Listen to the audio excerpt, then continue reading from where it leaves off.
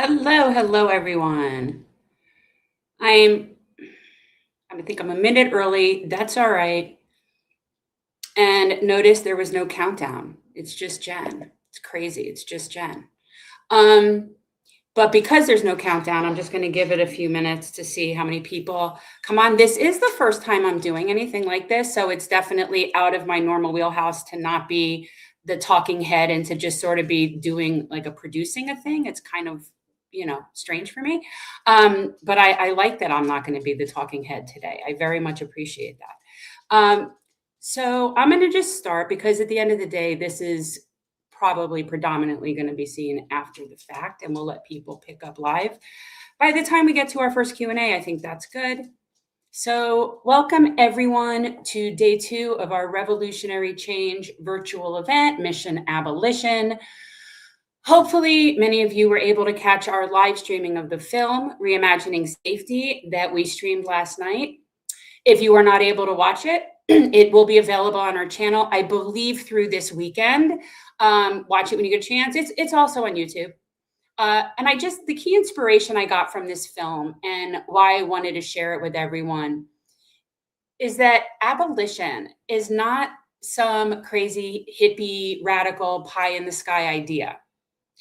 In fact, it is rational, reasonable, doable. And what is irrational is the idea that police, who are the protectors of capital and empire, are there to protect us. Our 3 panels today will address several aspects of abolition.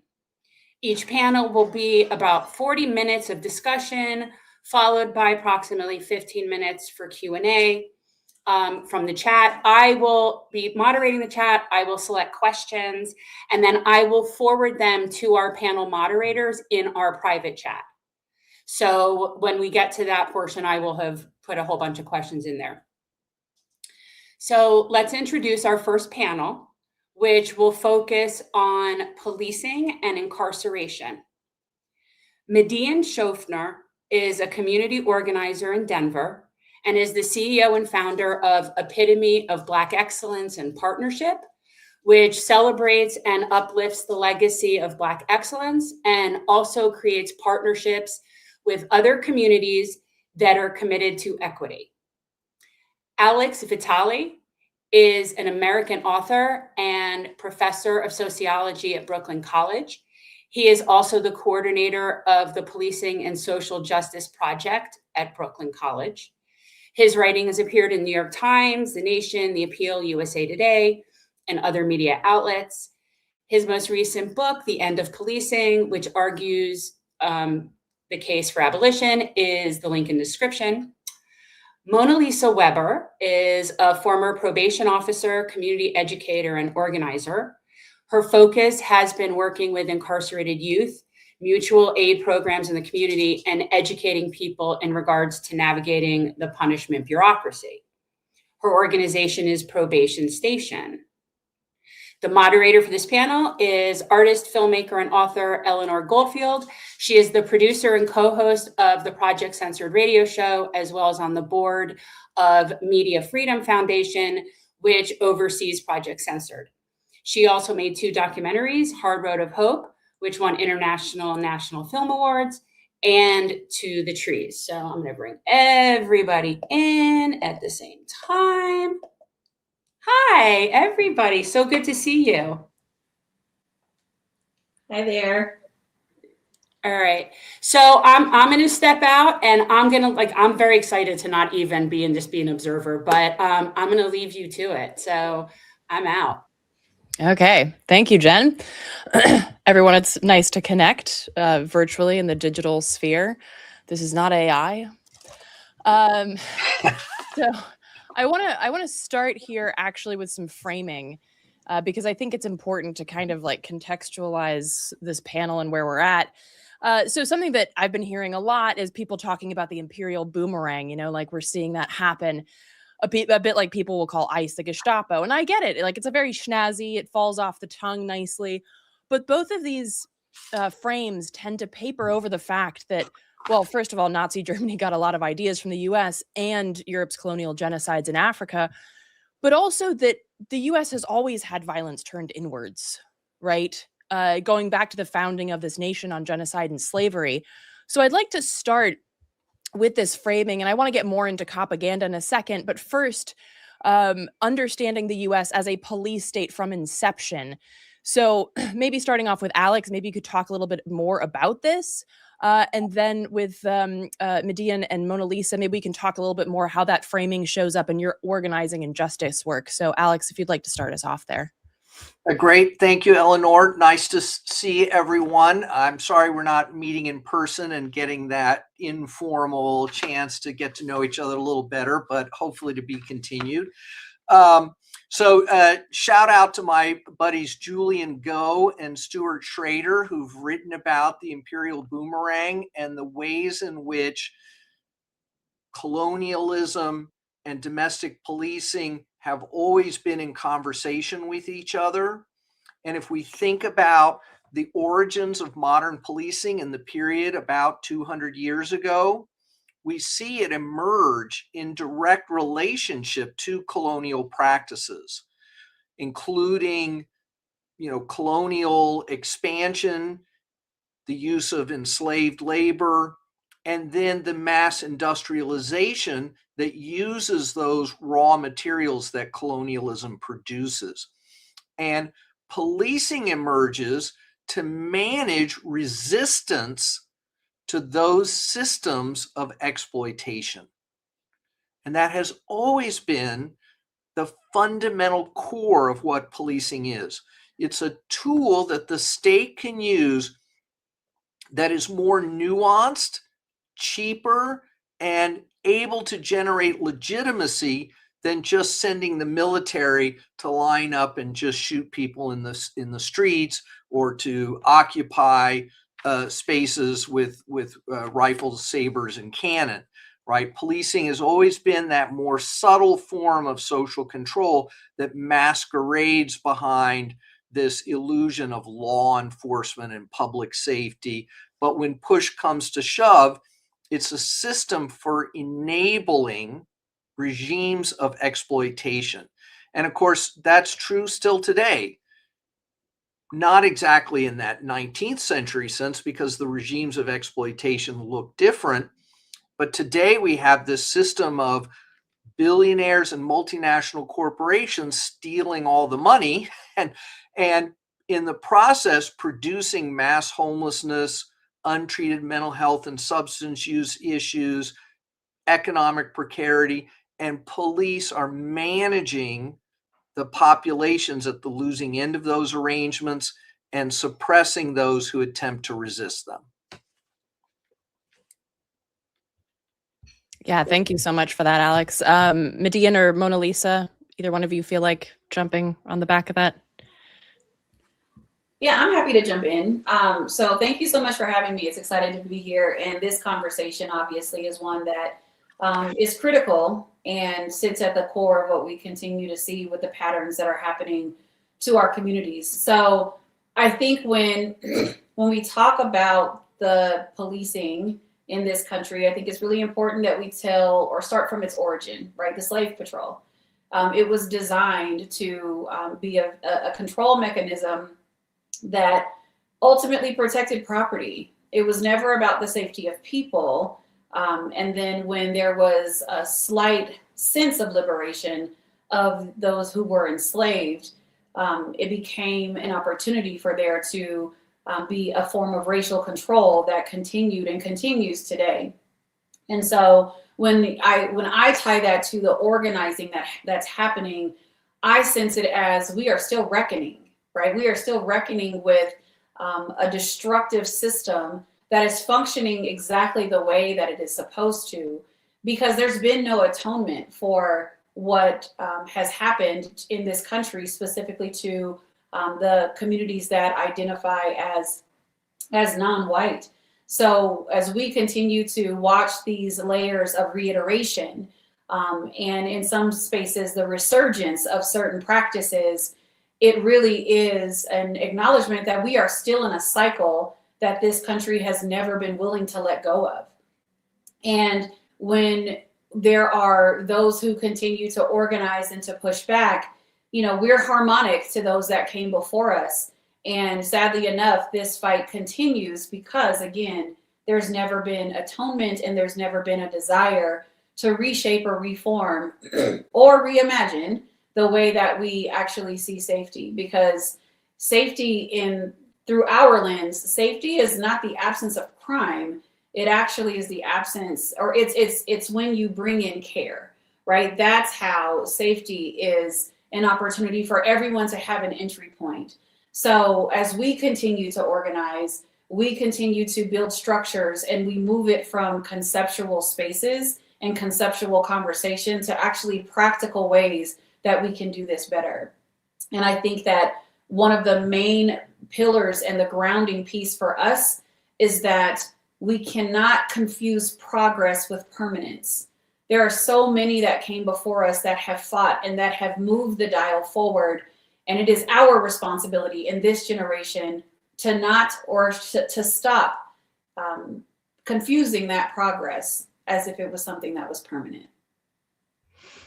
Amen. Yeah. I mean, I'm significantly older than ICE, for instance. So the idea that it's permanent and it always has to be here and always has been is some bullshit. I don't know if I can curse, but I just did.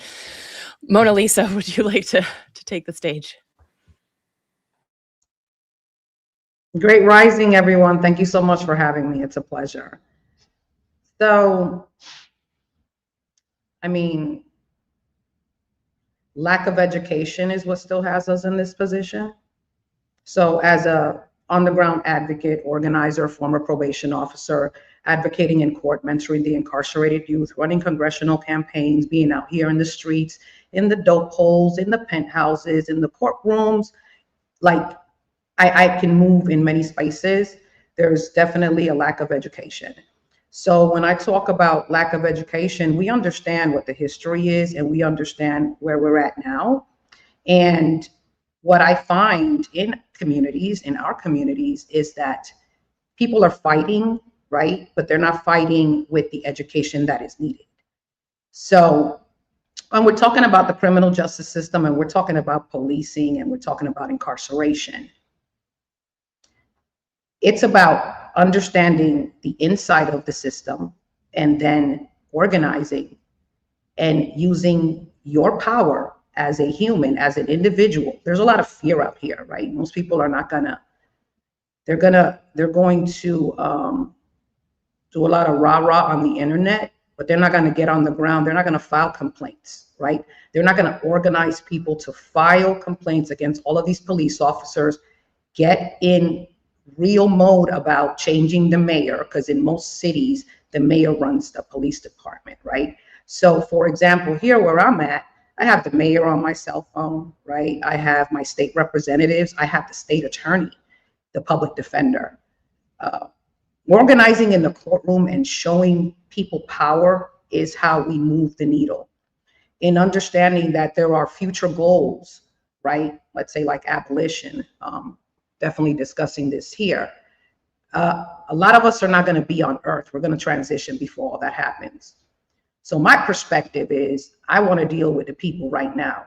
I'm not waiting, because being a former organizer for organizations, they just dancing in circles. I've lobbied in Tallahassee. So once we understand, like, normal people can go and sit down with their state representatives down the street from your house, by the way. We need to be concerned about our blocks. We need to be concerned about our cities while others are working for future goals, right? So I'm speaking from the perspective of the now, as many others speak from the perspectives of the future.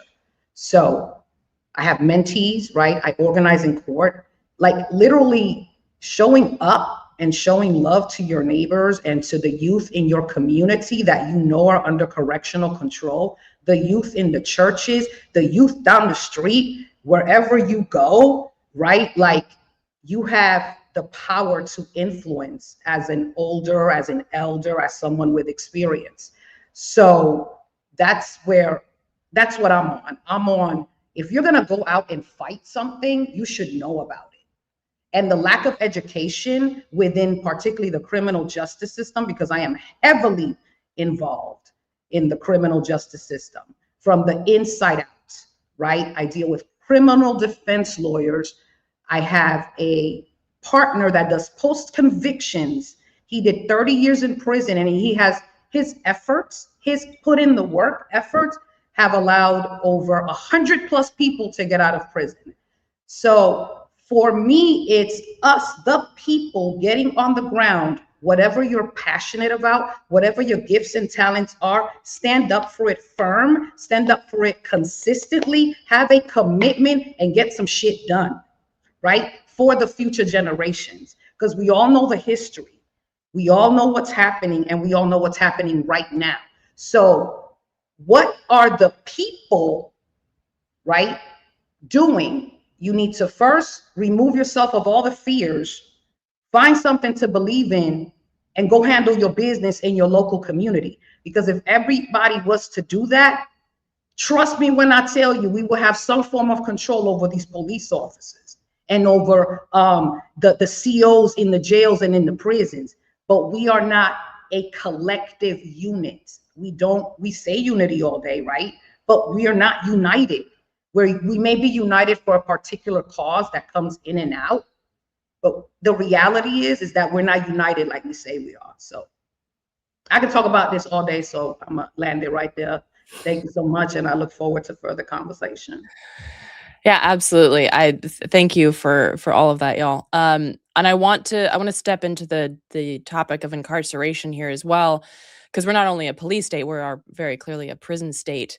And I mean, the majority of police offenses are crimes of poverty. Approximately 4% of police reported crime are actual violent crimes. Wealthy white collar crimes, not to mention, I mean, war crimes like committing a genocide, are not criminalized. And if they are, they're a slap on the wrist in comparison. Criminalization is very much class and race based. And I know that MiDian mentioned the rights of property taking precedent over the rights of people. You know, the rights that we think we have, we don't. And I was wondering if we could get a little bit more into this policing into the incarceration pipeline. And also something that I think is important to note here that has been mentioned before by a lot of folks who do this work is how prisons are testing grounds for what is then done to other parts of the population, the extreme assaults on basic human rights that are done in prison behind closed doors. And this is why, of course, they crack down so hard on incarcerated journalists, for instance. And so I was wondering if we could talk a little bit about that aspect of it, and also just your experience with that part of the police state, the prison state aspect. And we can go in the same order if folks feel like they want to jump in. I'm not going to police the panel, as it were. It is sometimes helpful because we don't step over each other if you give us some. I hear you. Okay, well then we'll just go. I'll go all kindergarten with it, and we'll go Alex first again. Okay, thank you. So look, prisons in their modern form are new as well, also about 200 years old. We had jails before, but jails were places where people were just held awaiting trial or before their execution or some other kind of corporal punishment. But this idea of putting people in a confined place as their punishment is actually an idea that's only a couple of 100 years old. Now, if we look initially, like in the American South, at the treatment of Blacks down there following emancipation, there was a kind of counter idea about that, which was that the racist views of whites in the South is that Black people existed to do menial labor, and that having them in a jail cell sitting around was anathema to them. And so they created horrific conditions of forced labor, convict leasing, prison farms that literally worked people to death in ways that were, in fact, worse than slavery.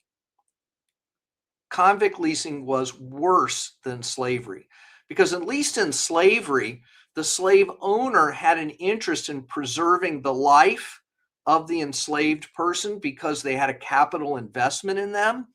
But in convict leasing, they had the perverse incentive of actually it being more financially advantageous to work people to death and then just get a new incarcerated person and then work them to death. And tens of thousands of people built the economy of the South after the war through forced labor to death. So someone mentioned the Nazis before. You know, we have our own history of concentration camps and working people to death in essentially slave labor conditions. But the situation today is a little different. If we look at like Ruth Wilson Gilmore's work on the rise of mass incarceration in California, she says the issue now is actually one of surplus labor, that there are huge populations that capital has been unable to extract value out of, views as a threat to social order, and so they warehouse them. And there's very little labor done. There's no real profit being made off it in terms of their labor power. I mean, they do some dishes and they mop the floors, and occasionally there's a contract with some company, but these contracts are not very lucrative, and it's really beside the point. It's about a politics of blaming political enemies, of blaming people on the losing end of neoliberal economic relationships, and warehousing them in ways that will reduce their threat to social order. And of course, nothing of it is organized around an actual philosophy of public safety or public well-being, which is rarely achieved through these endeavors. Yeah, absolutely. And that was me. I mentioned the Nazis. Yeah, because they got a lot of ideas from the US. MiDian, over to you. Yeah, absolutely. And I'm probably going to kind of reiterate some of the things that Alex said, but you know, when we think about incarceration, right, the 13th Amendment is where slavery actually still sustains its space in the Constitution, right? So you have the entity of policing that ultimately is that front door to the inevitable of incarceration, right? From the first stop to the first search, all of the harm starts when that first contact is made. And then ultimately, now you're looking at an individual or a society of individuals that are going through this pipeline of court involvement. And at the end of the day, when those who are incarcerated are now a part of a chain gang, right, or this financial pipeline, now you're talking about longer sentences. You're talking about, you know, ways to get people back into the system or back into the incarceration model to ensure that that particular contributor to our profit line has to exist. Because when the privatization of prisons happen, you know, now we're catapulting into the political influence. You're catapulting into, you know, all of the things that happen from that price tag. And so now we've gone back to, we've got to protect the property. So individuals are now being pipelined back into that state of property so that we have a system that is designed to ensure that they come back. Because even when we have residents of those prisons, they are not being conditioned to come back into society. They are being conditioned to be a good inmate or to be a good person that will stay in that pipeline in an ideal way. So the incarceration component ultimately becomes an inevitability when we talk about the way that safety is supposed to be something that we're grounded in or we're focused on. And it might have been in the film, or I heard it from somewhere, where if policing or incarceration was supposed to equate to safety, America has the highest population of incarceration. You would assume that we would be the safest place on the globe because of how heavy we leverage incarceration and we leverage policing and we're leveraging the prison system. So it's just proof positive that these systems are not designed to create. Safety was never the goal. It was ultimately the loophole and that sliver of entry point that they left in the Constitution, that in order for us to keep slavery instilled in the way that we run our country, is we need to ensure that we have prisoners that we can start leveraging as slave labor. Absolutely. Monalisa?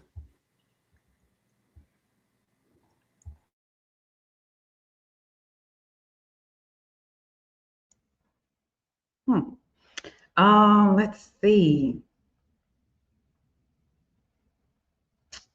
So I'm right now solution oriented, okay? Because this is some of the work that I actually do.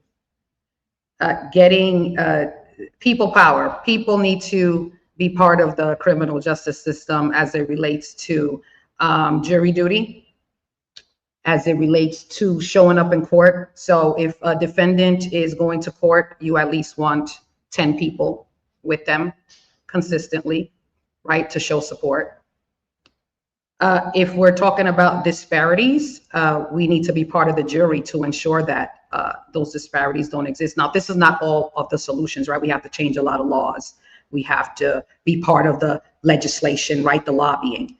What I'm talking about is local within your space. Wearing proper attire to court, having support letters written, making sure that if you are an inmate, that you are taking as many courses as possible, because I've done a lot of research as it relates to what is being offered inside the prisons. I'm in the state of Florida, by the way, which is like pro-law enforcement, right? Because we have a Republican governor. So he's real big on pro-law enforcement.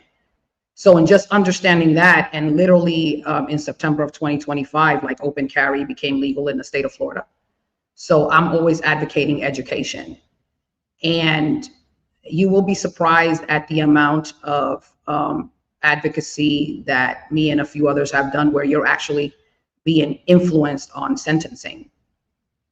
So understanding who your state attorney is and their policies and procedures, really showing up, connecting with your public defenders, and just being like watching them, right? Like here in Broward County, every courtroom, I have all the Zoom links to observe all the judges, right? So again, it's about organizing, being collective, and having people power, and actually being involved and being part of the process.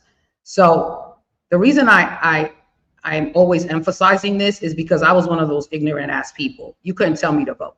Like, I ain't care about none of that. Jennifer in real life, we're actually friends, and I always let her know, like, you so dope because you taught me like a little bit about politics and local politics and how things actually run and city budgets and stuff of that nature.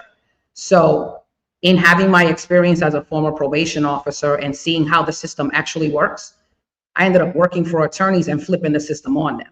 You feel me? So that's why I'm real big on knowledge is power, because right now you can really make changes and you can really impact people's lives right now.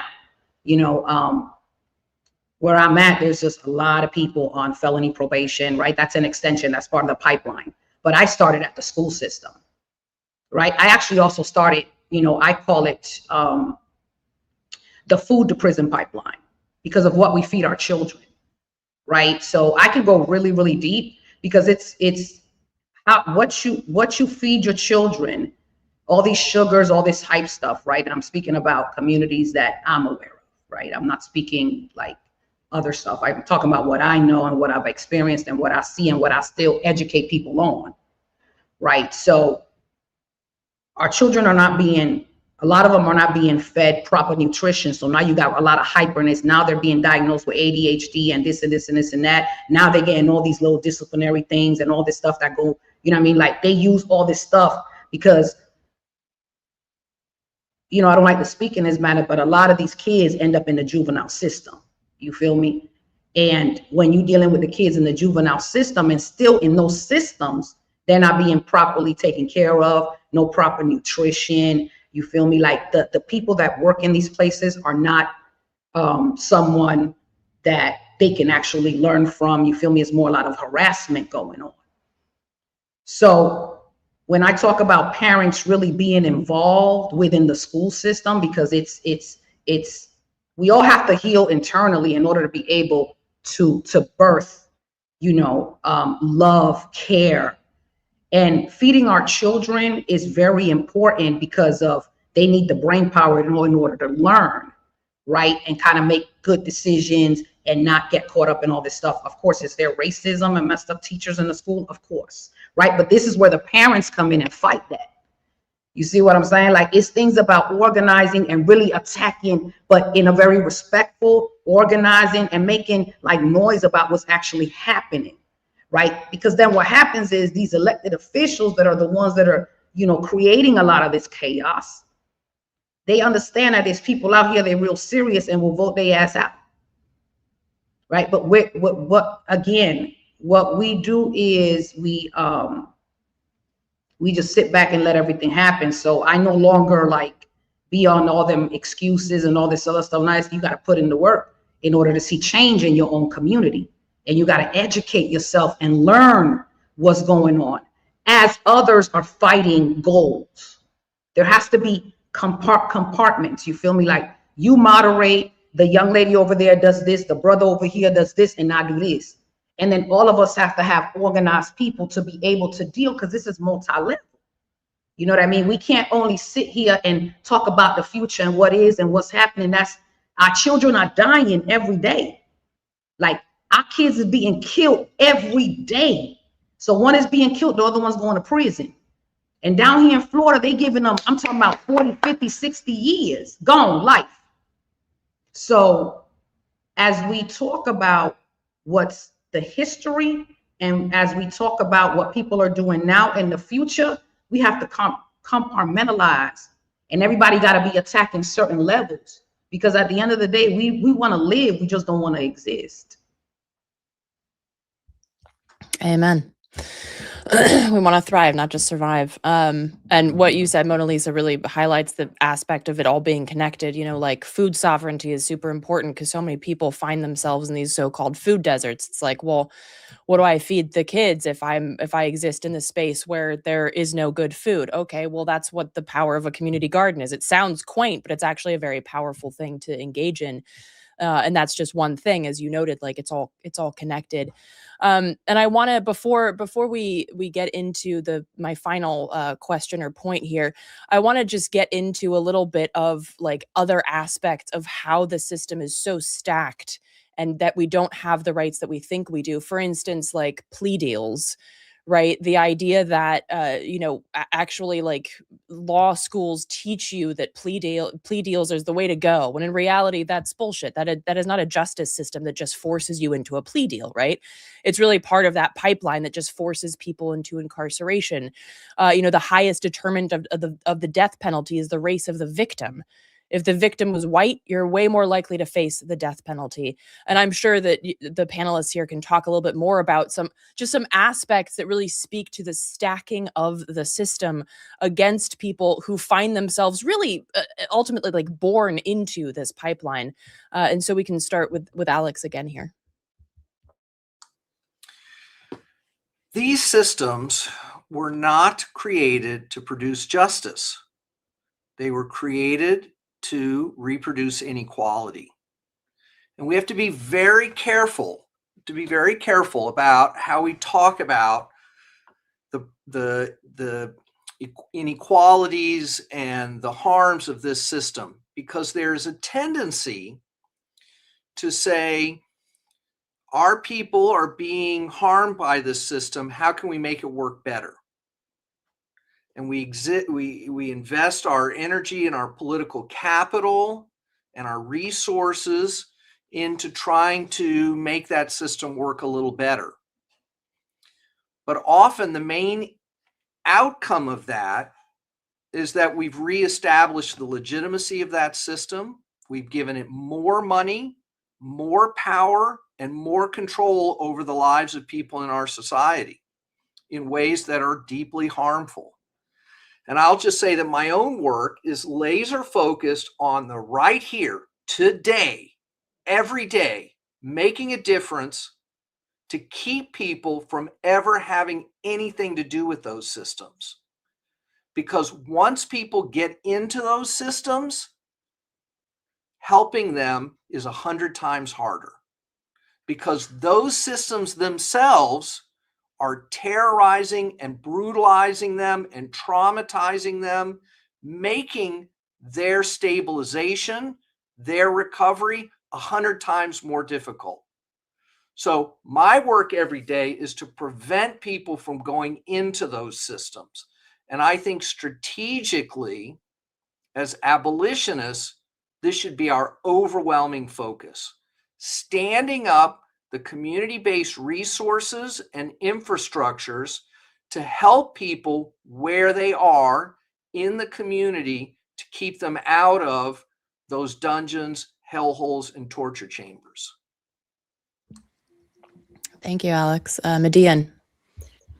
Yeah, I think this is a great opportunity to enter in a few stories that we're walking alongside in real time. So here in Colorado, there is a policing entity in the city of Aurora. And, you know, Monalisa, you had talked about like mayoral control. Interestingly enough, Aurora is not mayor strong. It's actually city council strong. So Aurora has been on this national map of shame when it comes to policing. And it likely could be recognized through the name of Elijah McClain. And so even post the death of Elijah McClain, where the Aurora policing system went under consent decree, that consent decree is not worth the weight it is on paper. So, you know, like you said, Alex, being very careful about saying, okay, this is a problem. Let's figure out how can we make this system better. What happened in this case in Aurora is the Attorney General said, okay, we are going to create this doctrine where you are now legally bound to improving the patterns and the racial outcomes of your policing system. From there, that consent decree went to the city of Aurora, and they had to pay $5 million to an independent monitor or a monitor of this tool. And this monitoring company is not engaging community, is not having conversations about the real lived experiences of those who are suffering from this pain. They are essentially just pacifying and finding ways to create systems and structures that make it appear as if Aurora is performing better.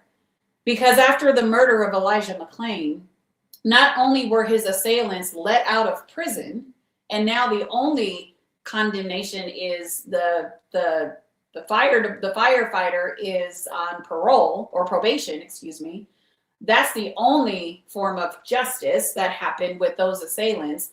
But since that murder, there have been multiple bodies that have been claimed by the Aurora police. And so the outcomes are still showing up. And Kylan Lewis was someone unarmed and murdered by Aurora police since Elijah McClain. Corey Dillard, unarmed, murdered by Aurora police. Rashad Johnson, Rajon Belt Stubblefield, who actually just also hit a national scale of his story of how he was baited into his own execution by the Aurora police. And then that's only scratching the surface, because adjacent policing systems as well are killing our young people in the street. Jalen Sebron was shot in the back 9 times by an AR-15 in an adjacent community, and this family is still seeking justice. And so when we are walking alongside these families, these individuals and these systems are looking these families in the face, and they are saying, we've broken no law. And so we go to the lawmakers now, and we say, if they're telling us they're breaking no law, then surely you're going to create a law that is going to actually be designed to proactively protect us from these outcomes. And so even in that process, we have to fight for that. So these bodies that are laying in the street are no different than the bodies that hung from the trees to give a statement to the community that we are going to do this whether you like it or not. So when we talk about being born into a system that is not designed to protect you, that is still very real. And it's harming the young eyes that are watching. It's destroying the mothers and the fathers that are doing what is unnatural, and that is to bury their child. So we have to continue to understand that the only way that this is going to change is if we stop pretending that we have a system that can be reconstructed or fixed or reshaped, or we have to stop pretending, because that system was never designed with safety in mind. Now, if we want to have a real conversation about what safety looks like, we're going to have not leaders that believe in what's possible. We got to have leaders that believe in what's impossible, because possible got us here. Everything that you have in your toolbox got us here. So the leaders that we need in this timeline, and I'm not saying leaders by reason of people that have status or have elected office. They're going to have to lean in and they're going to have to stand up too. But the leadership that I'm talking about is us. It's going to have to be us that believe in the impossible and that are willing to stake everything we've got if we truly want to say that we are different than what, or we're supposed to be what we're on paper, America on paper. We're not that way unless we believe in the impossible, because America on paper has always been impossible. Amen. It reminds me of what Palestinian author Mohammed Bamier said, that when reality is unacceptable, which for Palestinians it has been for a long time, one must imagine the unreal and start creating it. Monalisa, over to you.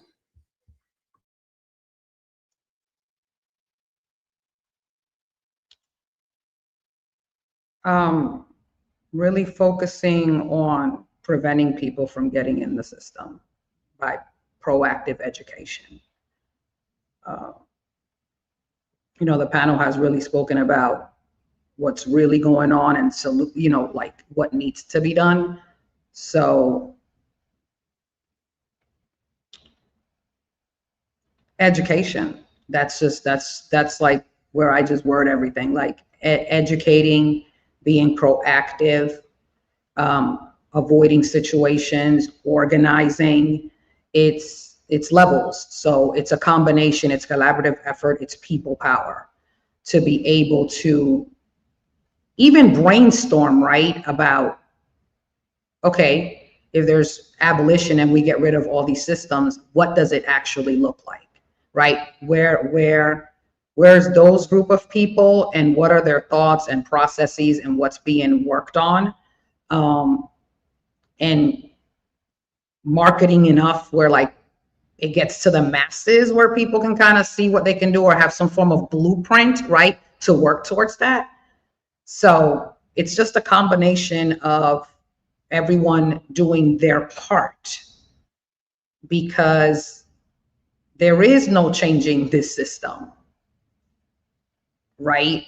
We have to get rid of it. But what does that look like from now to, I don't know, 100, 200 years from now, right?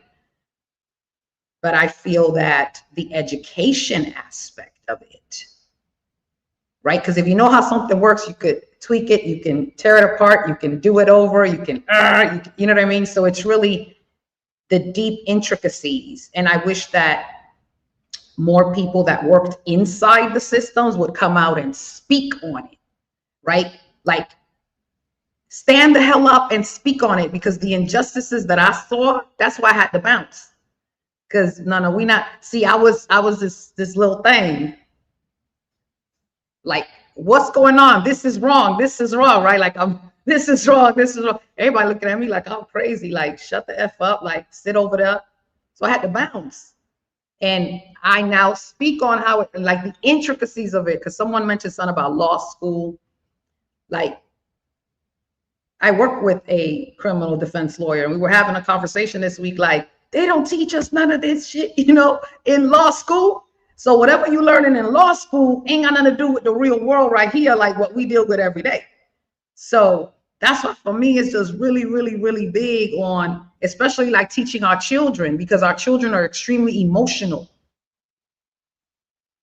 right? Our children are angry and emotional, right? So how do we take care of our children? Because that anger and emotion is costing them $30,000, $50,000. You know what I mean? Like, for real, like, how we finna, like, take care of our children, prevent them from coming into the systems, meeting their needs. Because when I interviewed my state attorney, he said, listen, when they come here, it's too late. Where the community at? This came from my own state attorney's mouth. Where is the community at? Because once they get here, it's over.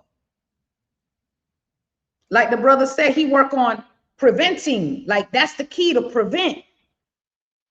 Let's stop fueling this. You know, like and that's why I always talk about people power and education. Like, how do we, you know, we'll have a boycott for a day. That ain't doing it. Like, you see what I'm saying? Like, we're actually, humanity is also part of the problem, but we don't want to talk about it. Like, we're part of the problem too. Like, we feed into this stuff too. You feel me? So like, how do we prevent, educate, and plan ahead simultaneously? Yeah, absolutely. And I know we're going to get into the questions now. I just want to kind of wrap it up here, and just bouncing off of what you said, Monalisa. I think a lot of people, especially in the Instagram days, get attracted to the shit that is Instagram worthy, putting on I don't call them marches, I call them parades, doing a parade or something like that. And it's like, but that might look sexy in an Instagram post, but the real work is actually not Instagram worthy. It's sitting down and having difficult conversations with neighbors. It's sitting down and like being there for folks and showing up and doing political education, making sure that people are fed and warm and have basic needs met. And just to wrap up here, I wanted to quote Dr. Robin G. Kelly, who said, quote, "Abolition is less an act of demolition than a construction project. It is creative creation, the boundaryless struggle to make our collective lives better," end quote. And as MiDian pointed out, it's the presence of care. It's not about creating a utopia, which literally translates to no place from ancient Greek, but it's about building a place that is currently impossible, but not perfect. So thank you all so much for all of your insight, and I believe we can open it up to questions if there are any. Question to the panel: any thoughts on the new Jim Crow by Michelle Alexander, the 2010 book? Is the book thesis still the heart of modern police state, or is it evolving in 2026? Maybe I'll start on that. I mean, Michelle's intervention has been so important. I mean, she just through this incredible force of will played a huge role in lifting up a set of conversations that were happening. She didn't invent them, right? They were happening, but she helped lift them up into a level of conversation that has inspired a whole generation of folks. I mean, when I talk to young people in this movement space, well, what was the first thing you read? And over again, you hear the new Jim Crow. I would say that Michelle herself would be the first person to say that she has developed her analysis since then. There's really nothing in the book about policing. She does not really explore abolitionist ideas. And she has come to think that, yes, these systems cannot be reformed in the ways that we usually hear about, and that the rise of mass incarceration was not just a question of, some mandatory minimum sentences around the drug law, right? That there was a lot of violence and a decision by prosecutors to try to stop that violence through incredibly long sentences. And so we need to really address the heart of the issue here, which is that we've created horrific living conditions for people. And then when they act in ways that we don't like or that are harmful to themselves or others, we say, oh, well, this is a criminal matter to be dealt with through policing, courts, and incarceration, a punishment bureaucracy. And today we have, I think, as a movement, a lot more clarity about the fact that the fundamental legal frameworks are unjust, were designed to be unjust. The police were designed to enable injustice, and the solution is to get those institutions out of our lives in every way we possibly can. Yeah, I would say that I've never talked to Michelle Alexander, but I don't think that she wrote it to be a static doctrine, right? I think that she wrote it to be catalytic in opening up conversation and creating a space where we can no longer accept the narrative that we are somehow post-racial engagement or post-racial society. So I really truly think that, you know, in her book, The New Jim Crow, it didn't close the conversation, it made it unavoidable. So now we're in a space where we're having, it's an opportunity to have bigger conversations. But I think going back to my opening, we have always been in a reckoning because there's never been atonement. So anything that we write in current times is hindsight of this issue. And when we start seeing a shift in culture, and not necessarily a shift of what a policy means, but actually a shift in dynamic of how we want to treat each other, I'm not sure we are going to have such doctrine that will allow for us to say this is the core of where we go from here, because we still have not had those real conversations. We still have not seen a shift in the way that we want to engage on a collective scale. Now, again, there are a lot of people that are coming into this space that are doing the work, that are moving the dial in their own networks. And that is critical, because ultimately at some point it will hit critical mass, is what I'm hopeful for. I don't know if we get to see it in our lifetime, but at some point we have a responsibility to lay the ground for what comes next. We can only hope we see it, but if we don't, we have a responsibility to make sure that we are creating the pathway for something new.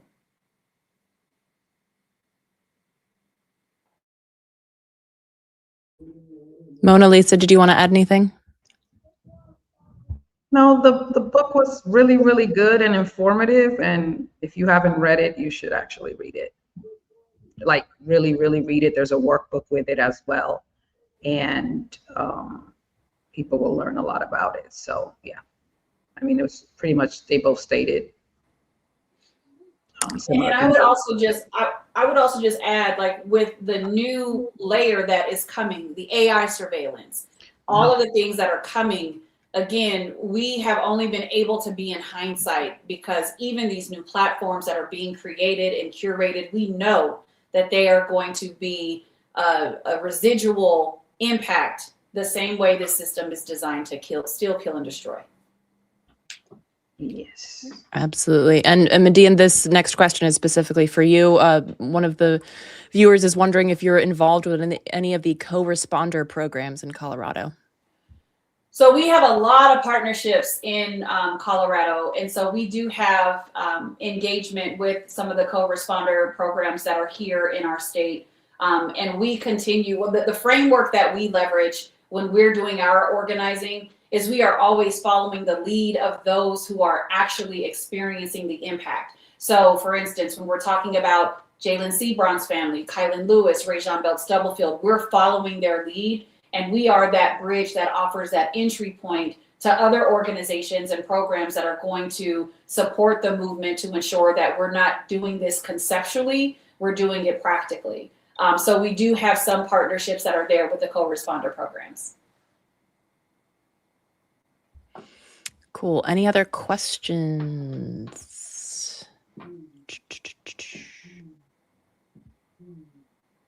All right. I guess Can I just follow up with that? Please, go ahead. Because I'm curious, you know, you have the STAR program there that's doing the civilian crisis response, mental health, homelessness. Have you worked with them? Do you have any concerns about the way they're approaching this, or the things that you'd like to see done better, more peer involvement? Yes, so there's a reimagining policing committee that actually sits in the city of Denver, and the STAR program is really prevalent specifically in Denver. There are other spaces that they go into, and what we always encourage is we actually tell the community at large, don't call 911, call STAR. because when that response comes in, you now have an opportunity to express, like, this is how I need you to thoughtfully respond to what is happening. I think the biggest harsh reality is that STAR is not funded the way that it needs to. We as an entire community want to see STAR being actually funded as a true alternative to the escalating measures that the policing systems are bringing into spaces. So if there was one thing that I could wave my magic wand right now and change, it would be the funding structure, to remove the militarization funding dollars and shift that to STAR so that they can actually have a robust opportunity to respond authentically and go into spaces that allow for people to be seen as human first and not as problem first. That's great. And, I'm on the Mamdani transition team here in New York, and we're working very hard to try to stand that up here in New York. Absolutely. Beautiful. That's beautiful. Thank you for the work you're doing. That's like, Thank you. if that can get funded, that would be awesome. Mm-hmm. That would be awesome. Yeah. Let us know if it gets funded. Let Jennifer know. We have this program, Be Heard, but it's too close to the police and the hospitals, and it's not really doing what STAR does. So the money's there. It's about changing how we're using it. Yes. Awesome. That's exciting. Oh, that's exciting.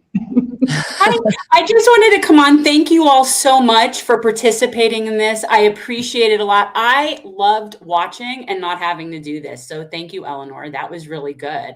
And I also, it's always been very important to me to cross-pollinate and for people to meet all the other people that are on our same mission, because I feel like it's like a big web, and every time there's another link formed between any organizations or any people, it just makes us stronger. So I really appreciate all of you so much for participating in this. So guys, all of the contacts for the people here in terms of the work that they do, Alex's book, Eleanor's movies, Monalisa's company or organization, and MiDian's organization, all of that's in the description. So support and cross-pollinate. And thank you guys so much.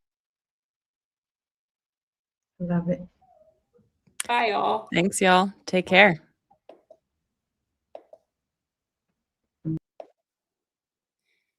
So I'm back and it's just me. So we're going to move on to our second panel, which has been changed around a little bit in the last few minutes that I got a message from our next moderator.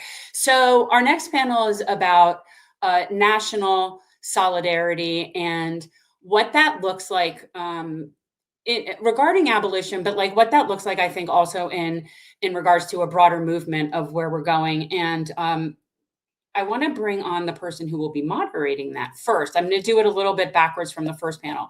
So Matthew Solomon is a filmmaker that I met at a screening of his film, Reimagining Safety, that we streamed last night. And in theory, this is the follow-up, but I realize not everybody has seen it yet. It will be available.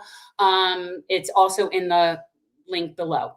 So I'm going to bring in Matthew, and he's going to actually have the privilege of introducing the panelists for this, because he actually really knows everybody. So hi, welcome. Hey, Jen. Thanks for having me. Absolutely. This has been so much fun. I'm not usually a behind the camera person. I'm always like the on camera person. So I've really enjoyed just sort of sitting in the chat and watching this. So yeah, guys, Matthew is a filmmaker. He's an author. He's a conflict resolution specialist. So hopefully he's going to solve all of the world's problems here and resolve all of the world's conflicts are going to get solved. But in less than an hour. In less than an hour. But so, I mean, I'm really looking at this project for today. Yeah, educational for people that are watching. And guys, if you have questions, please post them. We'll have this next panel will go for about 40 minutes, and then we'll do Q&A. But like, I really look at this as this brainstorming session amongst all people that are sort of on a similar mission and cross-pollinating, like I said. So I really appreciate the work you do. And I was really wanting to like share that with all of my people. And yeah, so if you want to go ahead, you introduce who's here, and I will bring people in. I could tell you who's here. One, You've got Christopher and Hi are in the back room. So if you wanna do it, or you want me to do it, just figure you know them better. I've got yeah. basic info, but Sure. And then Bunchy's running a few minutes late, so he's going to be jumping on. that's But- fine. And I'll add him in as soon as he gets here, guys. So this next panel is going to be about national solidarity. And yeah, take it away. Go introduce your peeps. Cool. Yeah, and yeah, thank you, Jen, for putting this all together. Just for everybody who's watching, we started talking about doing this, I think, in October or something, and then had to wait for the holidays, and so here we are. And it's really great to see so many people that I know, that I've met, participating in this. So Jen, thank you for having this platform, and like you were saying, this isn't just about education, right? The intention is that for everybody who's watching, you'll be inspired by what you hear. You'll have some, direct action paths to take. You'll have people to connect to, and that we could actually not just talk about things, but actually, cause change and transformation. And so, really excited to be here and have this next conversation. With Reimagining Safety, I traveled all over the country doing those screenings. And so I've met many of the folks that you're seeing today and the folks on this panel through my travels, through actually being on the ground and seeing the work that they're doing on not only on the ground, but also virtually, especially with this group, in, bridging and bringing people together. So yeah, I'm excited to have a conversation with Hi Thurman, who's joining us. Hi was co-founder of the Young Patriots and co-founder of the original Rainbow Coalition, and is also involved as a co-founder of the new Rainbow Coalition, which has a lot to do with what we're talking about today. And I'll let him speak more on that. And then Christopher and Amelia are members of the Brown Berets, and their formation is in Tacoma, Washington. And I first became aware of the Brown Berets through a screening that I did in Tacoma, Washington, with the Black Panther Party there. And Bunchy Carter, who's the Minister of Defense of the Black Panther Party, he and I have known each other for several years at this point. And so, he introduced me to Joe Gonzalez, who introduced me to Christopher and Amelia. And so, we all know each other either first person or through like one degree of separation. So with that, I would love to bring everybody on, and we'll get this started. All right. Thanks, Jen. Get the party started. All right, guys, Yeah. I'll be in the chat. I'm moderating. Yeah, cool. Well, first of all, hi, Christopher and Amelia. Thank you all for taking the time to be here. Bunchy's going to be joining us in a little bit. I know you all know him as well. With this panel, the previous panel was on policing and militarization of police and the prison system. And they really got into some important points about education and how we view, like the lens that we view public safety through. And the next panel after us is on community alternatives, community solutions. And so for us, I really wanted to talk about solidarity, and so through my travels, I would see how there are organizers who are doing really important work, but maybe they're cut off from the people in the city next to them or the state next to them or across the country. And I know you all are involved in, solidarity building across the country and in your communities. And so I'd love to start, if you don't mind, we'll just go around. We'll have Hi, if you don't mind going first, just, tell us a little bit about yourself, and then what the concept of solidarity means to you. And then we'll go through everybody on that.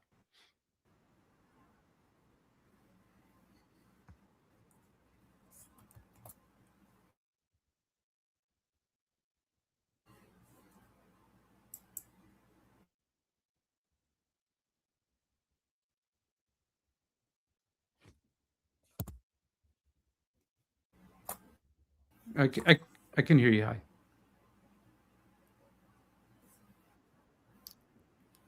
Can you hear me? Yeah. Yep. Yeah, we got you. Yeah. I got a very unstable internet here, so I'll do my Yeah. best. But I can't hear some of what you're saying because it keeps cutting us off. You know. So, Oh, gotcha. Okay. were you talking to me? I couldn't figure out. Yeah, sorry about that. Yeah, I was just asking if you would Yeah. briefly introduce yourself and let folks know the work that you're doing and how that relates to solidarity building.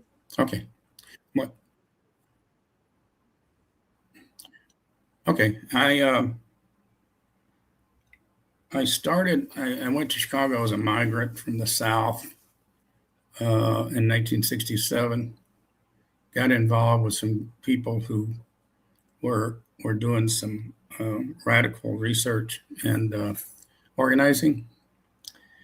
And we were basically street people, became a street gang, and later on transformed into, the Young Patriots. But even before that, we had met Eldridge Cleaver, who was running for president at the time. And Peggy Terry, who was from our neighborhood, ran it as a vice president. So we were involved in a political campaign at that point. And that's really where we first met the Panthers, but that got up and said, we're just not going to put up with this anymore. We're going to get beat up anyway. We're going to get thrown in jail anyway. So, who do you complain to? So we did. We on like most of the band-aids on, on problems. So we started working in the community, and we were inviting someone. We just decided we'd keep up with it, and we always admired the Black Panthers for what they were doing, and we thought that was the group that fit us the most that we could get involved with, even though we were from the South, and some of us were wearing a Confederate flag as a way of organizing.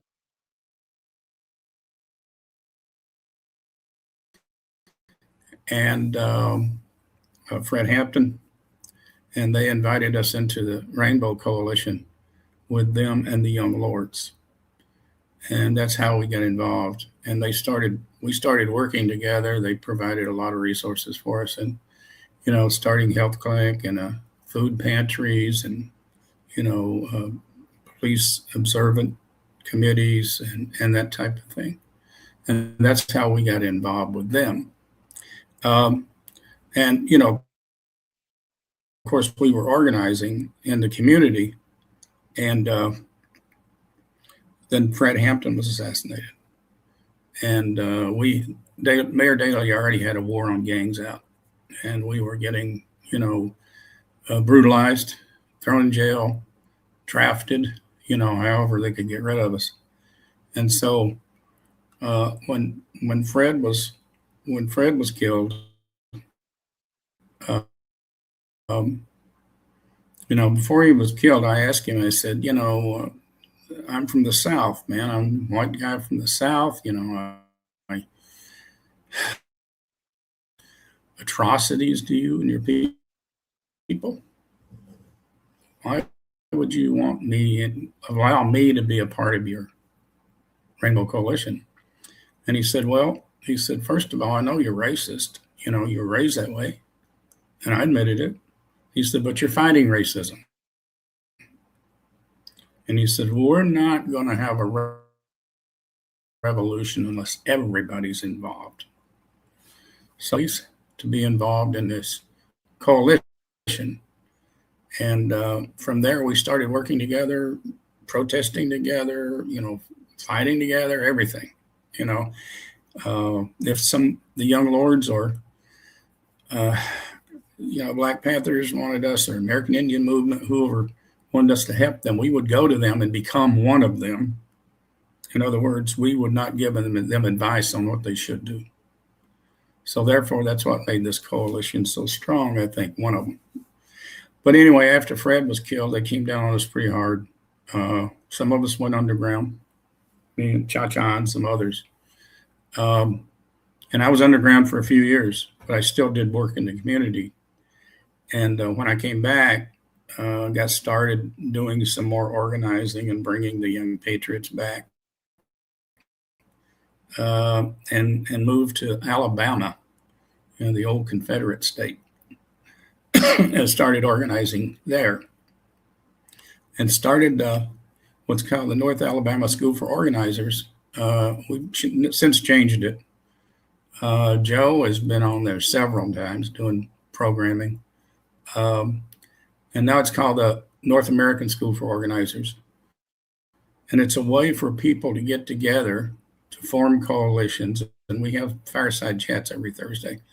And we get well over 50 people there. I mean, you're talking about people from the Panthers, the Berets, the White Panthers, Young Lords, American Indian Movement.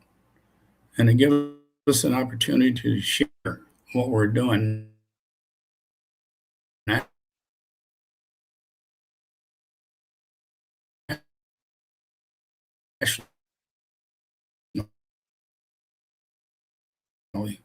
And how we can better work together and what people are doing.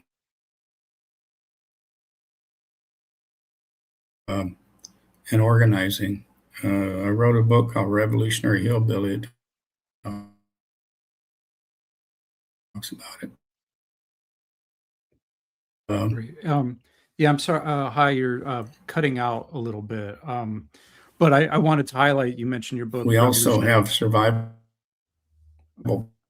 programs, and this school is just a continuation of, we have, all the atrocities and just talk. So we organized a free automotive clinic fixing their cars. We have a homeless construction coalition. We go out and build structures for the homeless. We have an organization called Blues to Bluegrass, in which we get into music and raise funds for different organizations. I just recently moved to Corvallis, Oregon from Alabama, and those programs are still going on down there. And we're already talking about setting them up here. But as far as fighting, as far as solidarity, this school is what we're doing right now, and I think it's having an impact. I understand the last fireside chat, they had some Trump supporter on there coming in waving a gun and stuff, so that's proof we're getting to somebody. So, and we still work, with all these different groups. But that's where we're at now. Awesome. Thank you so much. Let me go over to Bunchy. Bunchy, if you could introduce yourself briefly, talk a little bit about the work that you're doing, and then how that ties in with building solidarity, how you approach building solidarity. Well, I mean, that's pretty simple. You know what I'm saying? I'm Bunchy Carter, Minister of Defense of the Black Panther Party, Tacoma, Washington chapter. We are actively, our biggest program to date is Feed the People. We also have community self-defense class, which I just left, which is the one I'm dressed this way. But I think one of the biggest things is just kind of being able to bridge the gap and showing people that the contradictions that they're dealing with are not one-sided. It's not just one group of people affected by these contradictions. The material conditions for all of us are negatively impacted by the movements of the oppressors. So one of the biggest ways that we work to build solidarity is opening up our programming to anybody. You know what I'm saying? Of course, as a Black Panther Party, the Black community is our first priority. But even with that being the case, recognizing that our indigenous brothers and sisters, the Latino brothers and sisters, even poor white people are dealing with the same thing. And so we have to, and if you take the opportunity to educate people, we also have community political education classes. If you take the opportunity to educate people and let them know, if you make them aware, a lot of times the lack of awareness is the biggest problem. You know what I'm saying? If you make people aware that what we're fighting is the same battle, it's a whole lot easier to swell the ranks at that point. You know what I'm saying? So it's just a matter of taking the opportunity to talk to people. If you don't talk to anybody, if you don't talk to people, you're not building a community. Like a community is not just the people you live around; it's the people you choose to build with. That is your community. So I mean, I see and I see two long-standing members of my community on the screen right now. Chris and Amelia Escobedo. All power to the people of y'all. Pleasure to see y'all as always.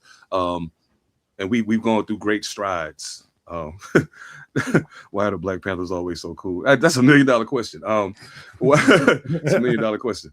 But nah, that's really where it's at, man. Just removing the imaginary borders that have been placed between us to make us think that we different, when in all actuality we suffering the same pain. So I guess that's the best answer I got for that right now. Yeah, thank you. I appreciate that.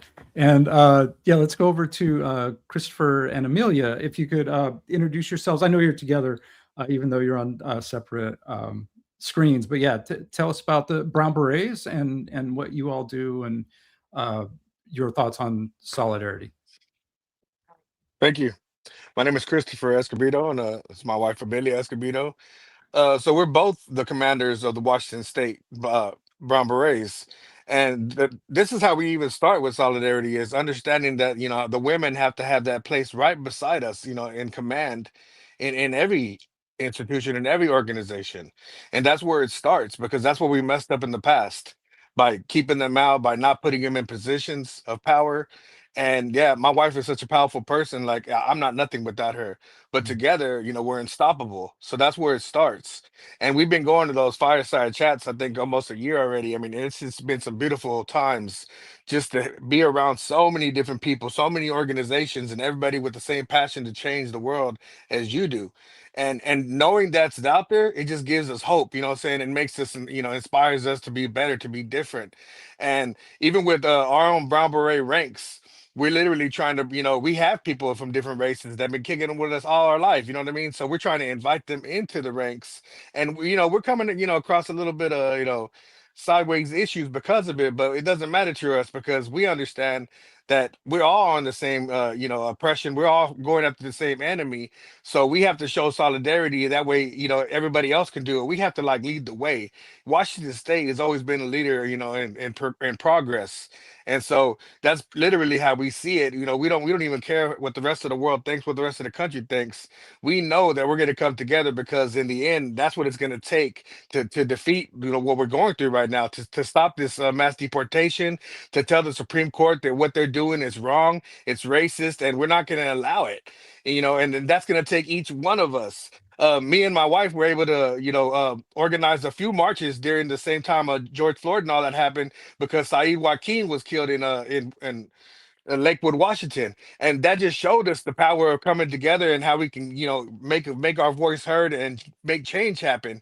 And that really, really brought us together as a community, and we never stopped pushing forward doing that. And I'll let my wife finish.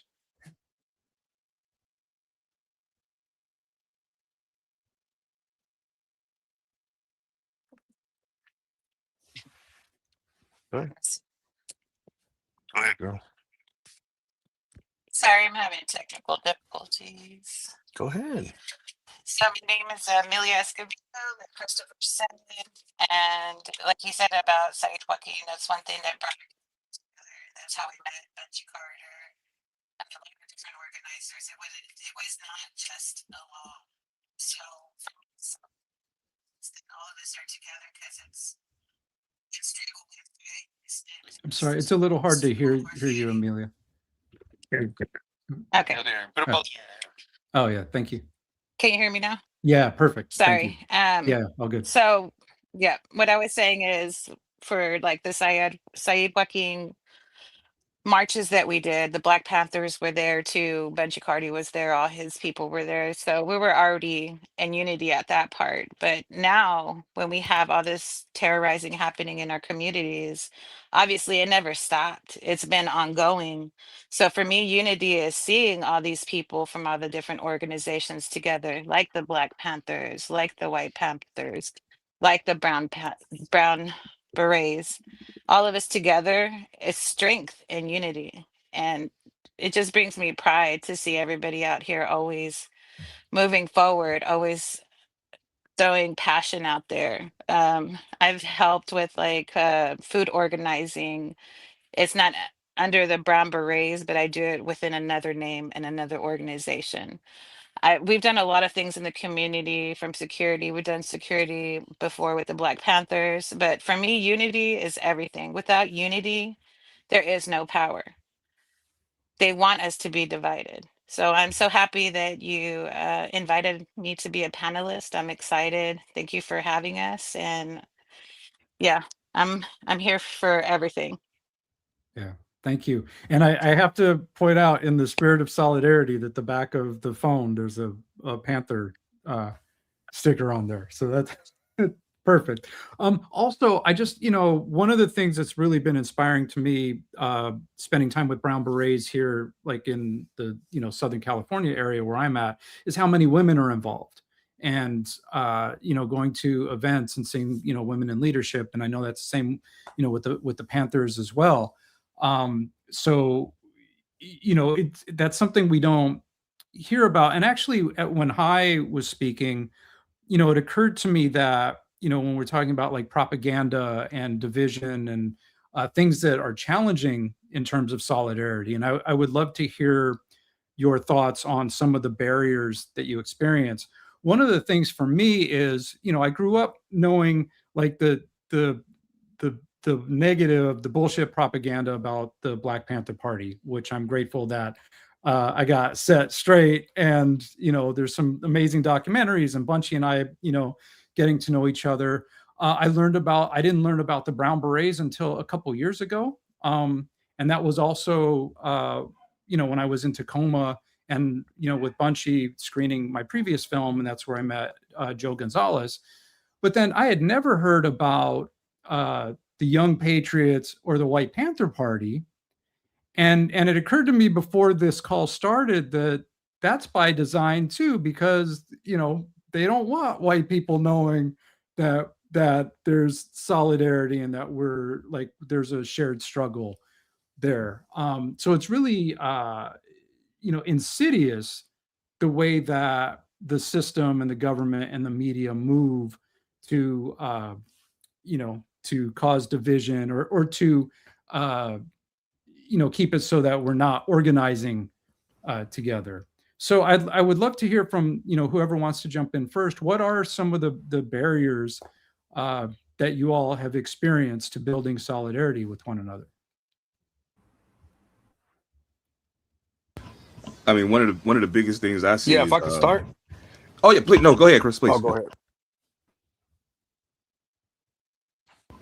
No, so one of the biggest things I've dealt with is the older generation. They're a little bit, saying they're very racist, let's just say that. And so when they're part of the organizations also, they like, they come in here and they question, progress. They question us bringing in our white allies, our Black allies to join us. And so that's kind of the one big thing that we're kind of running into is a generational gap.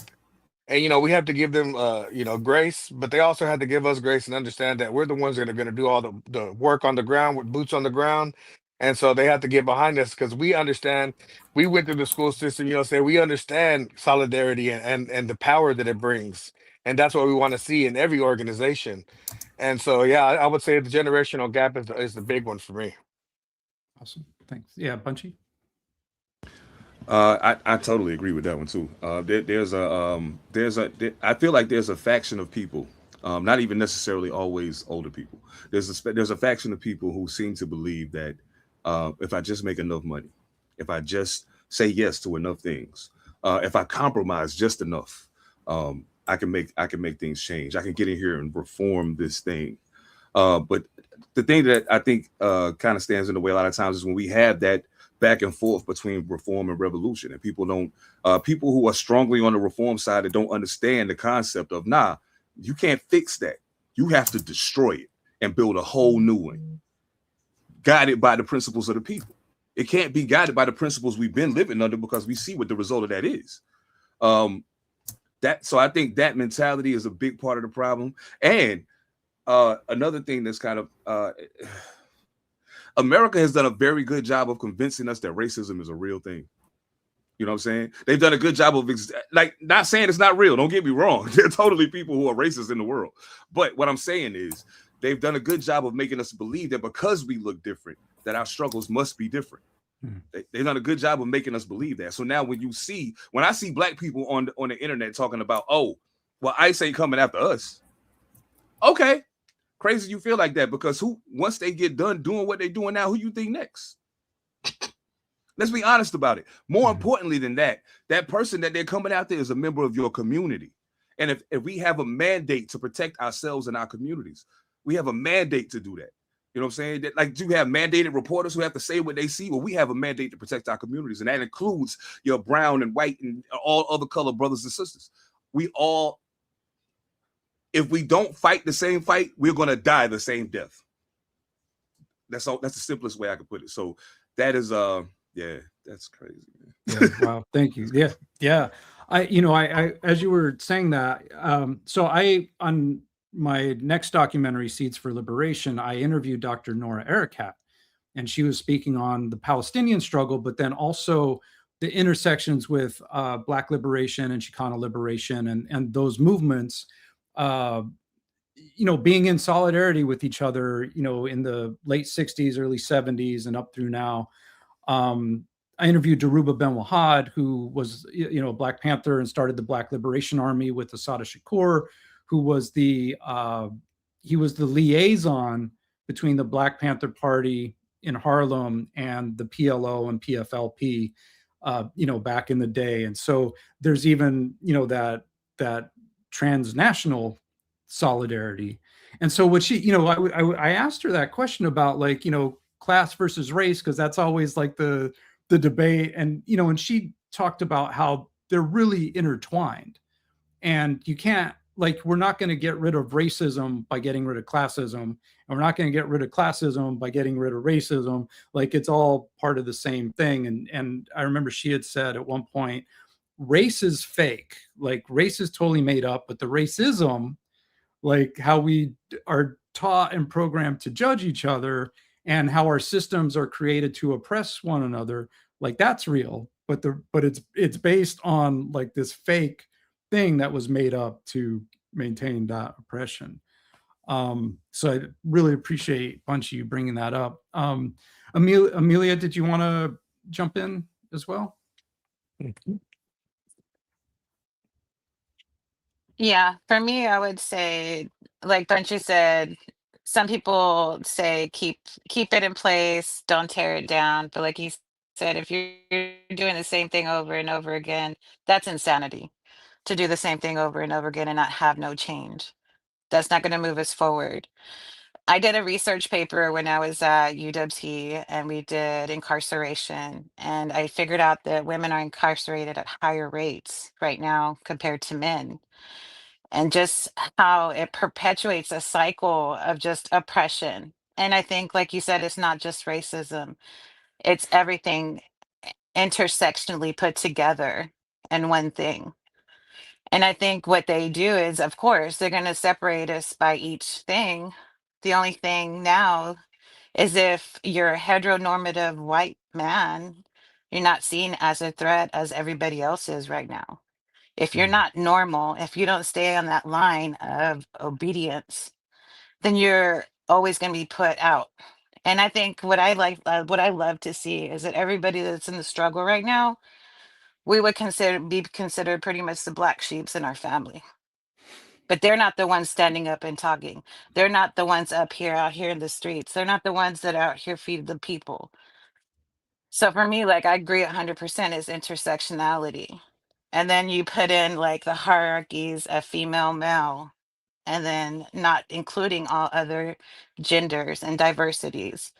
Like, it is a new age, and it's time to come to the time of now, but also learn from the past discretions that have happened within our own parties.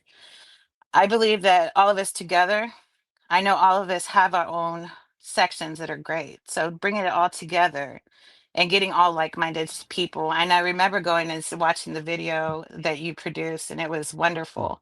And I loved the presentation that you gave, and you shared it. And what I love the most is that we can share this education everywhere. It's not just in one spot. Thank you. Thanks. Hi, would you like to jump in on this, talking about barriers to solidarity?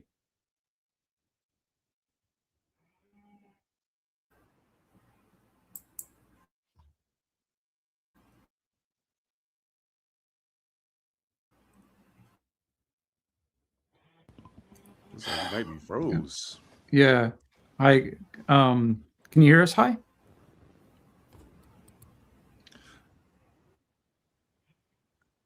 All right. Wow.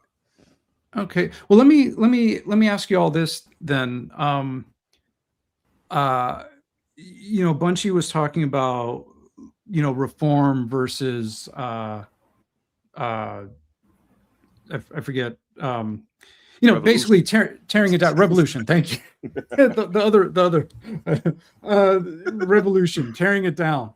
In the place that we're at right now, where there's like it's clear to us, like, reform is not the answer. So are we in a state of revolution? Are you all, I don't know if hopeful is the right word, but like, what are your thoughts on what's happening now in the context of revolutionary strategy and thought? And whoever wants to jump in on that first.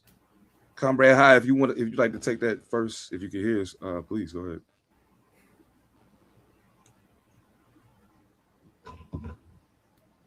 I don't know. Well, I'll just say this. My comrade Addo used to like to say something. He used to say, "Your comfort is going to be your greatest enemy." I think that the current situation has people just uncomfortable enough that you might actually be able to get them to act.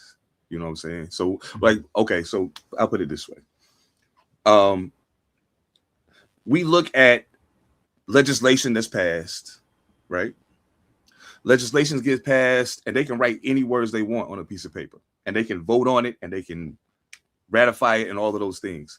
But you cannot legislate the minds and the hearts of men and women. You can't. There's no law you can pass to change the way somebody thinks. There's no law you can pass to change the way somebody feels. So as things currently exist, we're in a situation where enough things are being taken away, enough people are being marginalized, that at this juncture, I don't mind telling you, in the last week, I probably sent 1,000 applications for the Black Panther Party. And the reason being because people are starting to understand that the things that we tried before, and once you pay a close enough attention, you see that these things have been done over and over and over and over, and the outcome has been the same. Marching has been done 1,000,000 times. Protest has been done 1,000,000 times. All of these things have been done over and over and over, but the outcome has always been the same. And I think that at this juncture, people don't want the same outcome. So once you have people at a point where they no longer will be satisfied with the same outcome, now you have the necessary spark to potentially bring about revolution. But the thing is, the people who are supposed to be the leaders of that movement have to be willing to see beyond. Like some people are supposed to be leaders and don't even realize that they operate within the same blinders that other people wear. You understand what I'm saying? So I met Black Panthers who've been like, "Oh yeah, it's a black thing," and I'm like, "Yeah, I hear you, but it ain't though." Because much like Comrade High mentioned earlier, the Rainbow Coalition was a real thing, and it was initiated by a Black Panther. So you have to understand that if you're trying to, there's too many people utilizing the name Panther first and foremost, who don't operate under the correct ideology. If you call yourself a Panther, there's no 10-point platform. There's no solidarity beyond the lines of the Black community that you're reaching for. You're not a Black Panther. You're a Black nationalist, and it's not the same thing. So at some juncture, we have to see beyond that and reach to one another to say, hey, right now the fuse is lit. The question is, are you going to put a candle to it, or are you going to put a stick of dynamite to it? The choice is yours. The people have to make that choice, though. We can't make that decision for them. So that's kind of how I see it. Yeah, thank you. Thank you. Brother High, can you are you able to jump in? Yeah, I had to get on my phone. Cool. Yeah, we got you now. You sound good. Okay, good. Yeah. So we were talking about barriers to solidarity, and then the question was your thoughts on the situation we're in now, in terms of reform versus revolution, and are you hopeful, or do you see a pathway through this from a revolutionary point of view? Well, I'm seeing a path, but I'm questioning the path sometimes. I think that what happens is when something like is happening now, everybody's, protesting ICE and everything else. There's a lot of people that's going to jump on the bandwagon. I mean, they're going to jump in there and say they're going to do this and that. But as once that's gone, they're gone. And that happened a lot, back in the 60s, 70s, 80s with the students. Once the draft was over, they went back home. So I think what's left is the hardcore, committed, people that really have to get into their community and stay in. They're probably already in there, but they have to stay in there. One of the problems that I see is in order to overcome racism, we have to overcome ignorance. And I can say this with white Southern people because that's where I'm from and that's where I'm best at organizing. Just ignorance. We got to educate these people. We got to figure out somebody to educate them and utilize those that are, that are believing in change.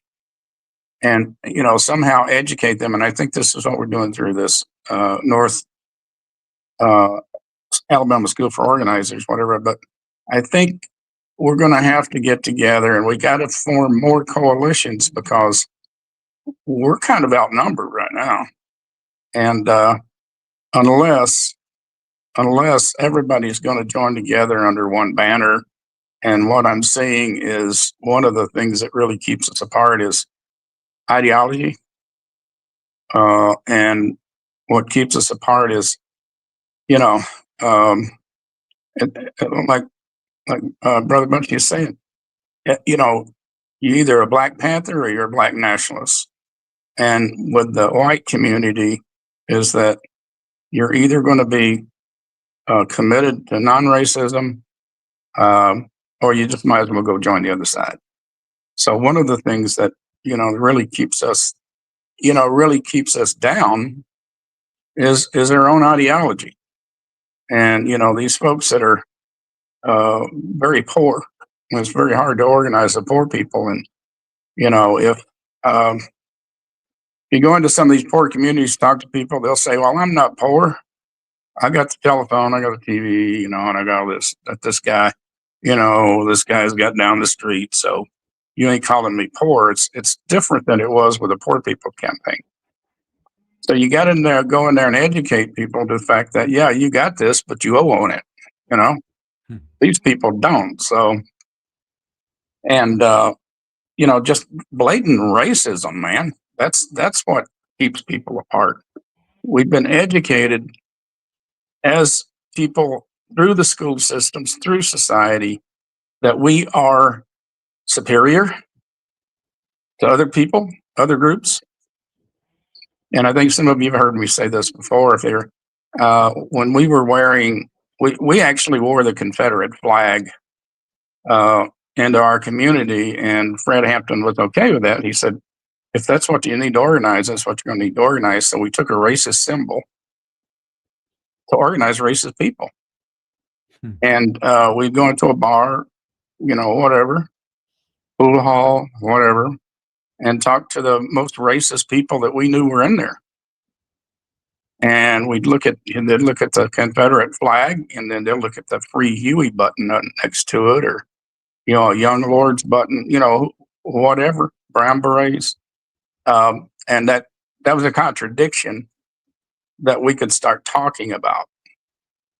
And this one particular man, he was a KKK member, and I had asked him, I said, okay, I know you hate people and people of color, so, but if your child needed a transplant or your child was going to die, and the only one that you had was people of color, would you take that? And he said, well, yeah, right away. And I said, well, you see, you're admitting something here, because you're only looking at the skin of the people. That's how you're judging them. Now, if this could save your daughter or your son, they're all the same, you know? So that's ignorance is what keeps us from doing a lot. You know, we have to meet people where they are and just try to educate them the best we can. Because, you know, there's nothing said, nothing's ever heard. And we can't rely on somebody else to do it. You know, if you want to be a change in your community, you have to be that change. You know, so in my opinion, when I'm talking about in the white community, in the poor white community, and specifically in the South, is ignorance. There's some people that are just stupid and you won't ever reach, but then there's also some people ignorance that you might be able to, you know, you might be able to conform to us what we're doing. Yeah. But Awesome. Thank you. Thank you. I love that what you said. We used a racist symbol to organize racist yeah, people. yeah. It's amazing. Amazing. Christopher, Amelia, do you want to add? Yeah. No, I mean, you know, in my opinion, we need both. We need to reform what we can reform, and we need to get ready for the revolution. You know, I mean, we're already living in a revolution right now. It's a psychological revolution. I mean, it's out there. It's happening every single day. You know, and everybody, even not everybody, but a lot of people are fighting. You know, we're not just sitting back. We're all fighting. But we were given blueprints. You know, what I'm saying we had the civil rights movement. We had the Chicano movement parallel side by side. And all we have to do is what they taught us. You know, they taught us to start this.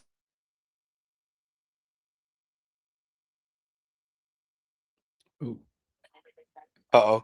Yeah. So they told us to start this revolution, you know, saying non-violent.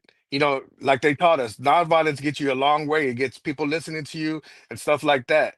But at the same time, Martin Luther King taught us that, you know, defending yourself is intelligence. I hope it's still working. yeah, yeah. We hear you. Yeah. So Yeah. exactly. So self-defense is intelligence. Yeah.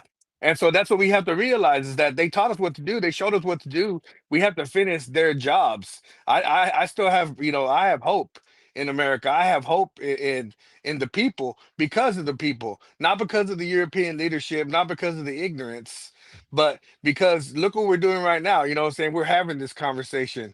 We're speaking about these things and wondering how can we change these things, and we're figuring it out. And that's why I have hope, because I know that if we get work together, that we could do whatever we want. We could create whatever we want, any kind of system that we want. And we don't have to make just the socialist system or just, you know, this, you know, capitalist system. We can put them all together and create something that nobody in the world has. And that like I said, and that's creating. Oh, lost you there for a second. Maybe do you want to switch to Amelia's camera? Or-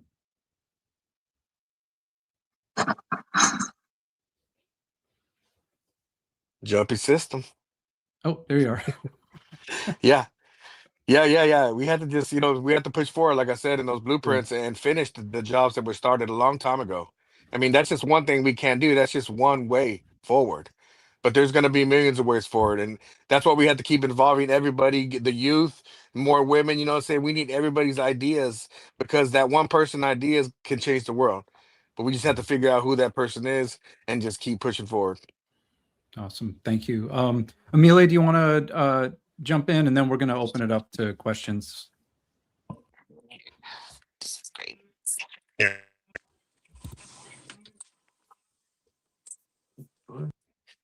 Sorry, what was the question? My audio keeps Oh, going in and out. yeah, we were talking about this place that we're at now with revolution versus reform. What are your thoughts on how we get through this, if we get through this, like what that looks like?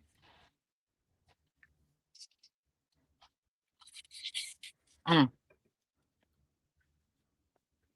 In a beautiful world, what I would see is no incarceration. Instead of incarceration, we have people that can go get help when they need help and actually get rehabilitated for what's going on with them. The system we have is not rehabilitating people. It's not helping them. I have a brother that just got out of prison. They let him out with no money, no nothing, no reentry program. They just put him out there in the street. So now he's got to start off with nothing at the baseline of zero. And my brother's been incarcerated since he was a teenager, in and out.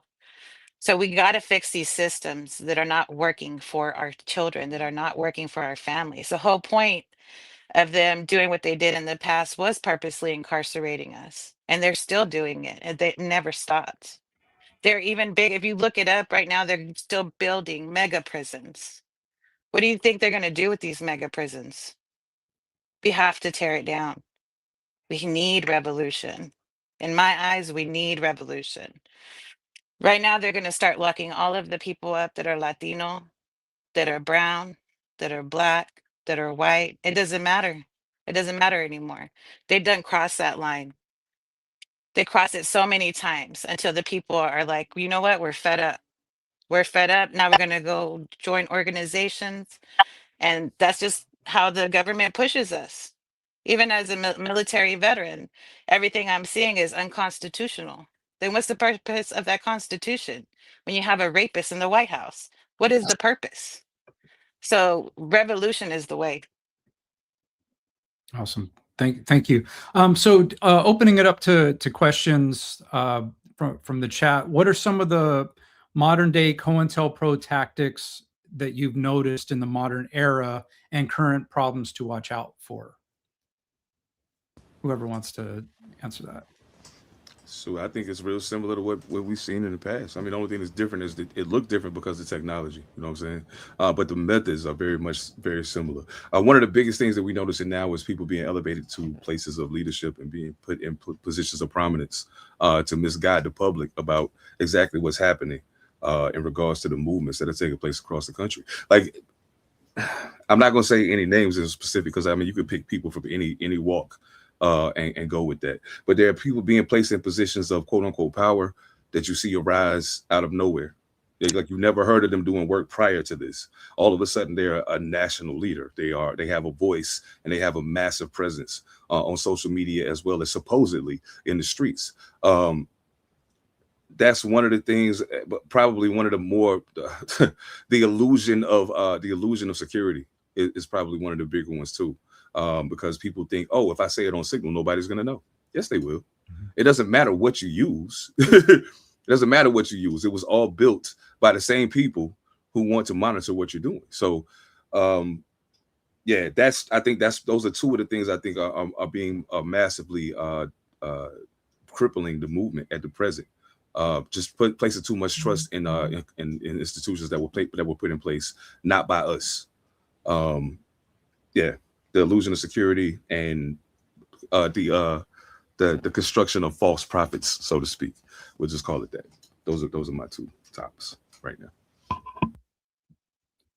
Yeah, I can tell you something about Alabama and what's going on down there now. And this is definitely going to be a hindrance to all of us. They're bringing in 40,000 FBI agents to train them at Redstone Arsenal. They have an FBI headquarters there with the town, with tools, they the explosives, everything.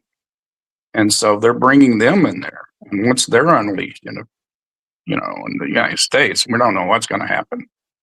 But, that's what we got to look out for, and got to look out for those people who, like you're saying, Bunchy, they're not who they say they are, and somebody can be your friend one day and be your executioner the next. We've seen that happen before, but we got to be smart enough to recognize that, and just not let it go. So I'd say, it's the same, just like once you said, technology we got now. They can track us anywhere. I know my phone is always, messing up my computers. Everything is. I can hear voices, other voices, that kind of stuff. So it's not unusual for people to be tapped or for phones to be tapped or whatever. And it's going to happen even more with this AI, with what Facebook is doing, building all these centers around data centers. Where I moved from, 2 miles from my house, was a data center that's being built that goes for 5 blocks. I mean, it's huge, and they're going to know pretty much everything about us, you know. And I don't know how we're going to keep them from doing that, but I would say that we need to figure out some way that we can get back at them. If we have some of these ICE people, we know who they are. Let's expose them, you know. And I think we sit back and become complacent too much, you know. Uh, some of the patriots like never be involved anymore because of, well, PTSD too. But the COINTELPRO, they're there. They know what we're doing. You know, they're planning all the time. That's their job. And what we have to do is be smarter, you know, and get involved. You know, get involved with each other, support each other. You know, make sure we got legal rights, protect each other. And I think that would be one of the biggest starts to the revolution. And we have to agree on what we're doing, like the 10-point programs, 11-point programs that were in the past. So I think that's what held everybody together. We could actually identify with something, you know. So I think that, and we can educate people through those programs too. Awesome. Thank you. I think we have time for this last question. And Amelia or Christopher, I wanted to send it to you first. You know, a lot of times for folks, you know, the concept of revolution or like a new way of living can seem very abstract. And so the question is, do modern radicals think a revolution will be guided by providence? Don't you need a plan for what kind of society you have to build and how to get there? So, you know, what is the plan for what we have to build, and how do we get there? I mean, that's a great question. And because that even stopped me from even pushing I was going to push to Washington, D.C. last time Trump was president. But I had to decide that I didn't want to put my people in jeopardy. I didn't, you know, and so I didn't want to do that. And I kind of like pushed it aside and waited. But now it's time again. And yeah, we have to realize if we're going to start this revolution, people are going to die. People are going to stop eating. People are going to stop, you know, having running water. They're going to turn off our electricity. If we really start this revolution, are we ready? You know, and that's one of the things that I always have to tell people, and that's why I say we need reformation and revolution, because we're not ready for the revolution right now. Some people are still trying to learn how to grow their own food, you know, and things like that, and we have to be totally ready because we have a whole community to take care of, not just ourselves.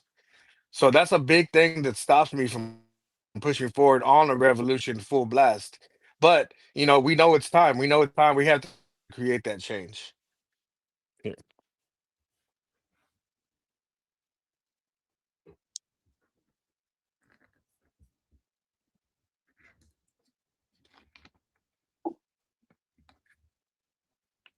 Okay, I'm sorry, I keep jumping around. Oh, good. Can you repeat the question? Yeah, it was basically what is the plan and strategy for, uh, you know, how do we get to the next step? Like, what's the plan for getting to society that we need to build? How do we get there, and what does that look like? That's to me, that's a lot of layers. Because like Bunchy was saying, the people that are getting voted in and they're not for us, people that are in the city council and you know, community council, county council here in Lakewood, like the thing that gets me is like when they speak a big game, right? But then they don't really follow what they're supposed to follow for the people to be for us. So the path forward for me is I would say we have to tear it down, start over, get people that are just like us, the people that are poor, the people that are struggling, the people that are middle class, the people that have been the outsiders all this time. Right now, the elites are the ones that are winning, and we're all struggling. The food prices are going up. I mean, there is no end. Our kids are already giving up on what we're going to do. So we have to come together. We, like you said, what is the path forward? We have to come together, sit down, and actually talk about it. Like, how are we going to change who's in positions of power? How are we going to take out those people and put people in? Do we want to put people in those positions of power? Now that we see that they talk good game and nothing's happening because they get happy with the money that's there, that's going into their pockets while we're all suffering. That doesn't make any sense. So I would say that we have to start over one thing at a time, bite out one thing at a time, figure out what's next. I would say locally, I would start locally. Where you're at, figure out who's running. Figure out people that if you want to put in those positions, put them in those positions. But we have to make sure that they're following through. Like there's so many people that are in those seats that are not following through. So many. So many that still support what's happening with our brothers and sisters in Palestine. Like their fight is our fight. The Chicano fight, the Black Revolution fight, all of us together, all of us. So we have to just, we have to be out there. We have to talk shit. We have to be out there in their faces. And like Bunchy said, marching only does so much, shouting only does so much. You have to write your representatives. Even then, sometimes I don't even listen, like the representatives that are in my area. You know, they're not out there changing laws for us. They're changing money for themselves and putting money in their pockets. But I would say we really do need to have a big meeting with everybody together and sit down and actually speak about it because it's not just one step, it's many layers, many, many layers. Yeah, thank you. You know, it occurred to me when you were talking about burning it down, like sometimes like the vision that comes to mind is literally tearing it down, everything's up in flames. And having been in community, with Brown Berets and Panthers and folks across the country, tearing it down is also being in community and not relying on the system and divesting not just in terms of like not buying Starbucks and McDonald's and all of that, but in like not participating as much as possible and growing food and cooking food and sharing shelter and things like that and all the community stuff that you all do. I think that's an important part in the tearing it down conversation. Awesome. Well, I wanted to say thank you all so much for taking the time to be here. It always makes me so happy to get to spend time with you folks and folks like you. And so, yeah, thank you. Hi. Hi. Welcome, everyone. Thank you so much for coming and doing this on my channel. And as I told the last panel that was here, like one of the things I love about this platform and what I use it for is cross-pollination and the idea of people meeting people in different spaces that share a similar mission. And now there's a whole new group of people from this event today that now, I've already gotten texts for people asking for each other's contact information, right? Like, so this is just, it's really special. And I appreciate you all giving your time and talking about this. And yeah, thank you so much for participating. And Thank you for having us. We're good. Can I say one thing real quick? Of course. Can I say one thing real quick before we get out of here? Sure. I just want to say, and especially in response to the last question, we do have a plan. We got a plan. It's called the 4 Wins. We also got the 10-point platforming program that still exists from the 66. And we may update it to make it fit modern time, but you have to understand something. If you really want things to change, we have to come together because only united can we actually level a political consequence against the people who are oppressing us. And that's the only way that we're going to make a difference. Unless you can level a political consequence against them, we will continue to lose. So, yeah. Thank you. All power to the people. All power to the people. All power to the people. Rest in peace, Kwame Sheikh Shakur. Rest in peace. Que viva la causa. Viva la causa.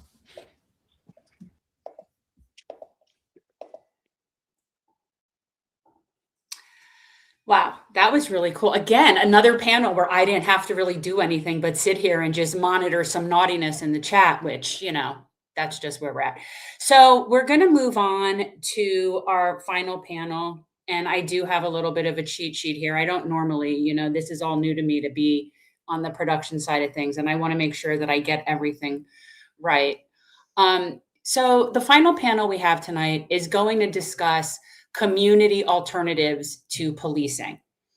And this is where, and I know people have touched on that a little in the previous two panels about the importance of being involved locally and the importance of local politics and really just being involved at that level.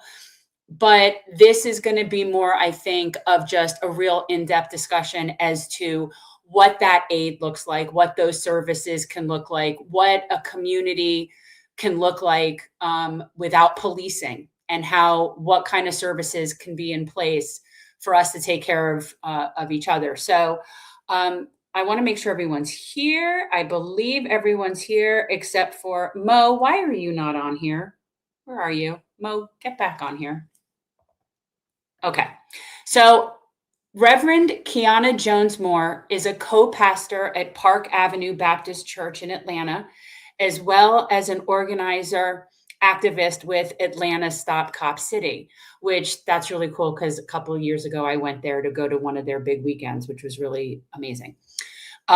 Nubian Roberts is an organizer and educator with the organization Florida Rising, which organizes multiracial movements centered on uplifting the political voices of historically marginalized communities.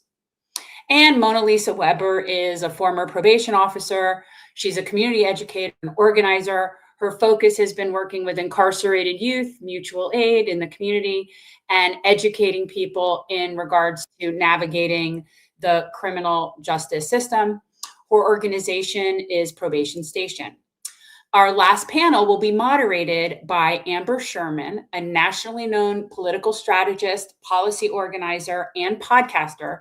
She is the founder and content creator of The Law According to Amber blog and podcast.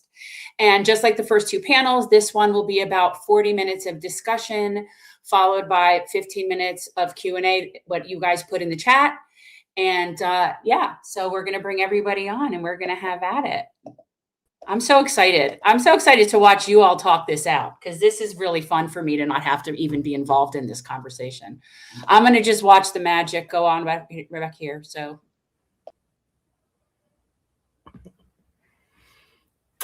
You cute.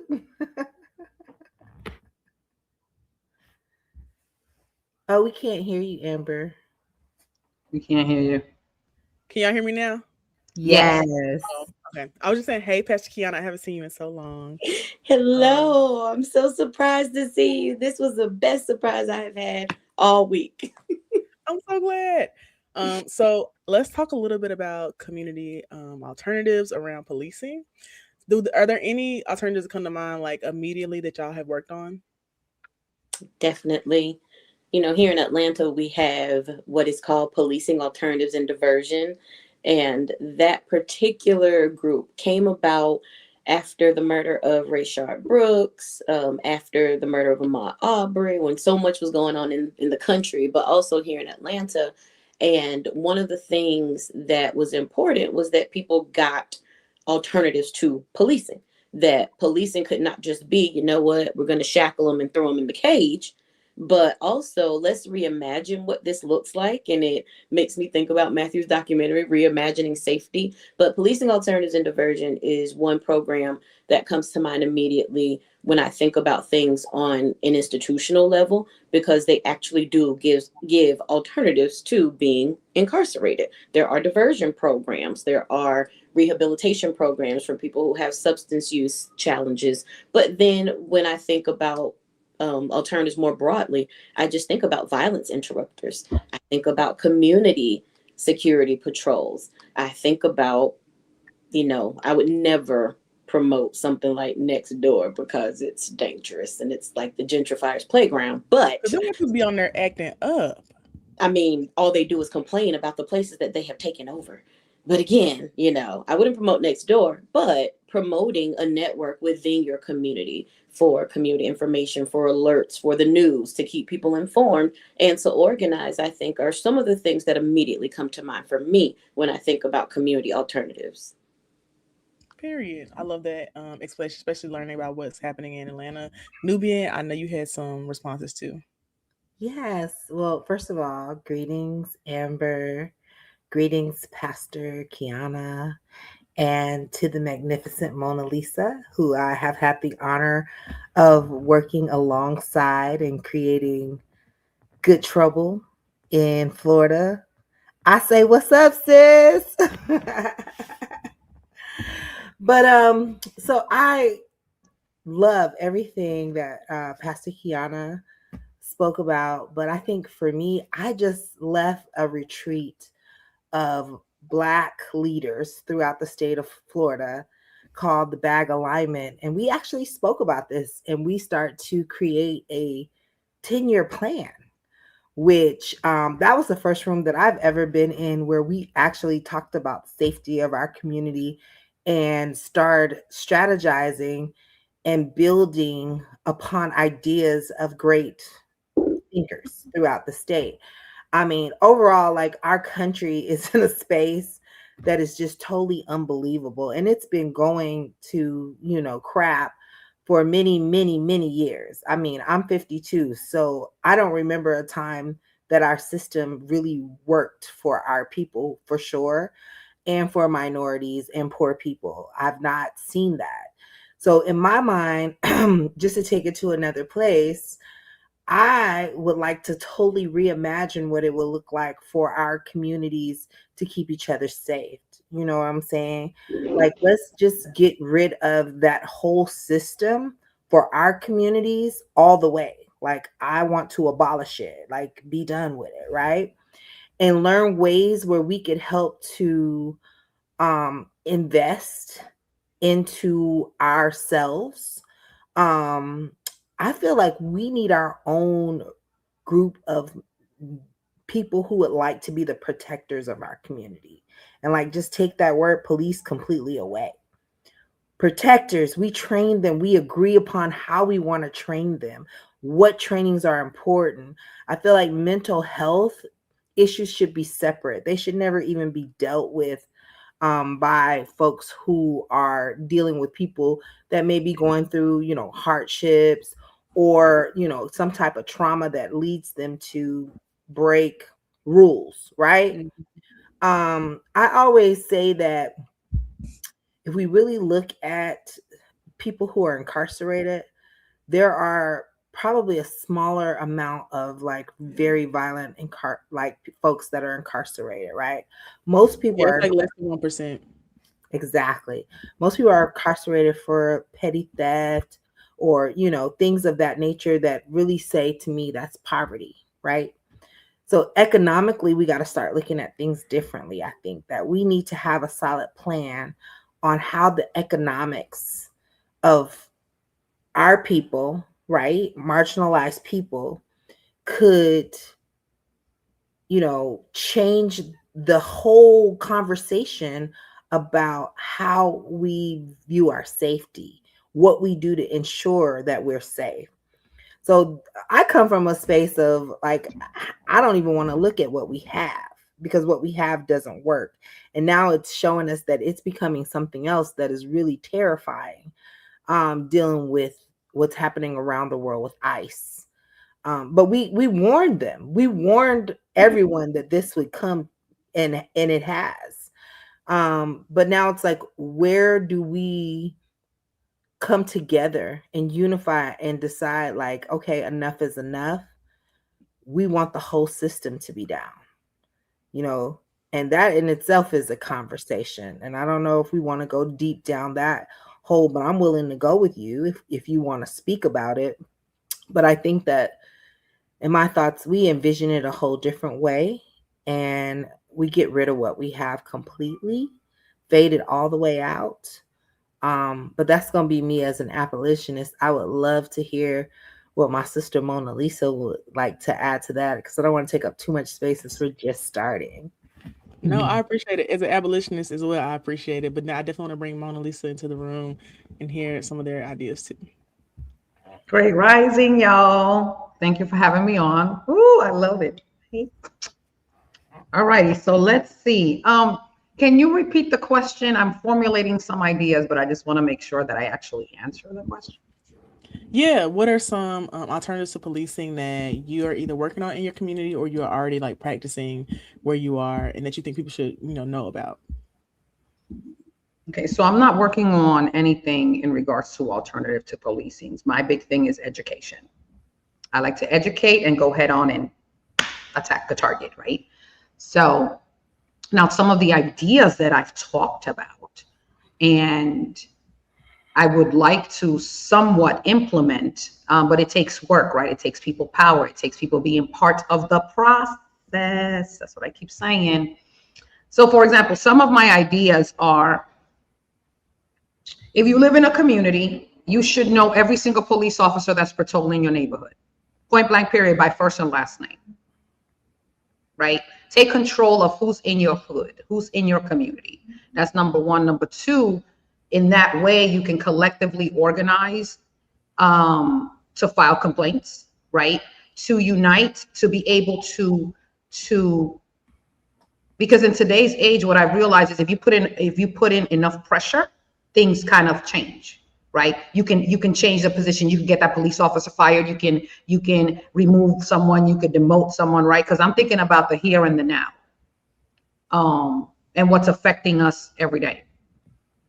In addition to that, it's learning how to file complaints effectively to have documentation, right? Because documentation in these systems is key. That's what gets things to move, right? Nubi and I know this because you know this as lobbying, right? So all these things, like every time you document, right? These are the things that hold water in these type of systems. In addition to that is really having control of your voting power and understanding voting locally is one of the most important things, right? To be able to navigate through the systems through, earlier, I was on the earlier panel, I guess some cities are ran by their city councils, others are mayors and stuff of that nature so every city state is different. So being able to have a relationship with the person who actually may oversee the police department, right? But also us as a community is coming together and organizing and supporting one another because we're the first ones to call the cops. So like, I'm really, it's a thin line for me and Nubian have these conversations because for me, it's always about, I kind of remove the systems and put everything on the people, right? Because we're the ones that have to be able to educate ourselves, unite with like-minded people, organize, strategize, organize, and then execute, right? We're the one, it's like sometimes when we talk, it's like we're talking, but we're talking to the people, but the people are not understanding that they're the ones that need to do it, right? They're like, oh yeah, well, thank you so much for what you're doing. Yeah, but like, I need you too, bro, or sis, like, you see what I'm saying? So it's almost like, some of these conversations like go over people's head thinking they're not the ones responsible to handle their own stuff in their own community. Yeah. Right? So how do we even, so I guess what I'm saying is the power of the people, we have to really, really bring everything together because at the end of the day, there are more people than there is the people in these systems. Because one of the things that, and I'll land it here, one of the things that people challenge me on sometimes, it's like, I tell people this, look at the systems, right? If there are no humans in those systems are still.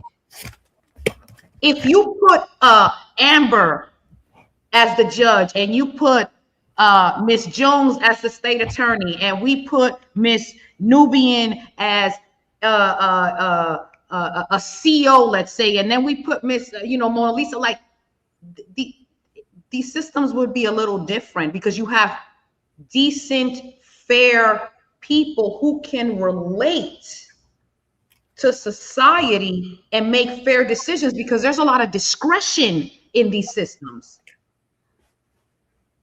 So where is the love for the people that are, because even people that look like us are the ones that are terrorizing our own people.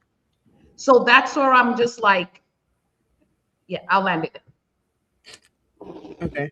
I definitely agree that, like, the one of the first steps of, building the type of communities that we want is the people. Like, how do we engage people? How are we showing people like their power, how important it is to be involved in your community? Like, I think those are the biggest things, because building up a group of folks in a neighborhood who are gonna, defend their neighborhood or support their neighbors is like the main way to, not have people calling the police, but also to build up that trust of like, hey, I trust my neighbors to respond in this way because we built up this kind of relationship. And I know some folks were talking about mental health response in the comments, and that's kind of a really big thing that we've been working on here in Memphis, is removing police from mental health response and adding a fourth option to the 911 calls so that you can say police, fire, ambulance, or mental health. And that's been like the biggest challenge, is actually getting them to follow through on the fourth option. There was like all these barriers they put up. And just a lot of back and forth. So we're still like pushing on that. But the removing the officer from mental health calls has been running as a pilot since last year, and it's doing really good. I mean, they haven't had any incidents, which to me just proves our point that you don't need police for mental health calls.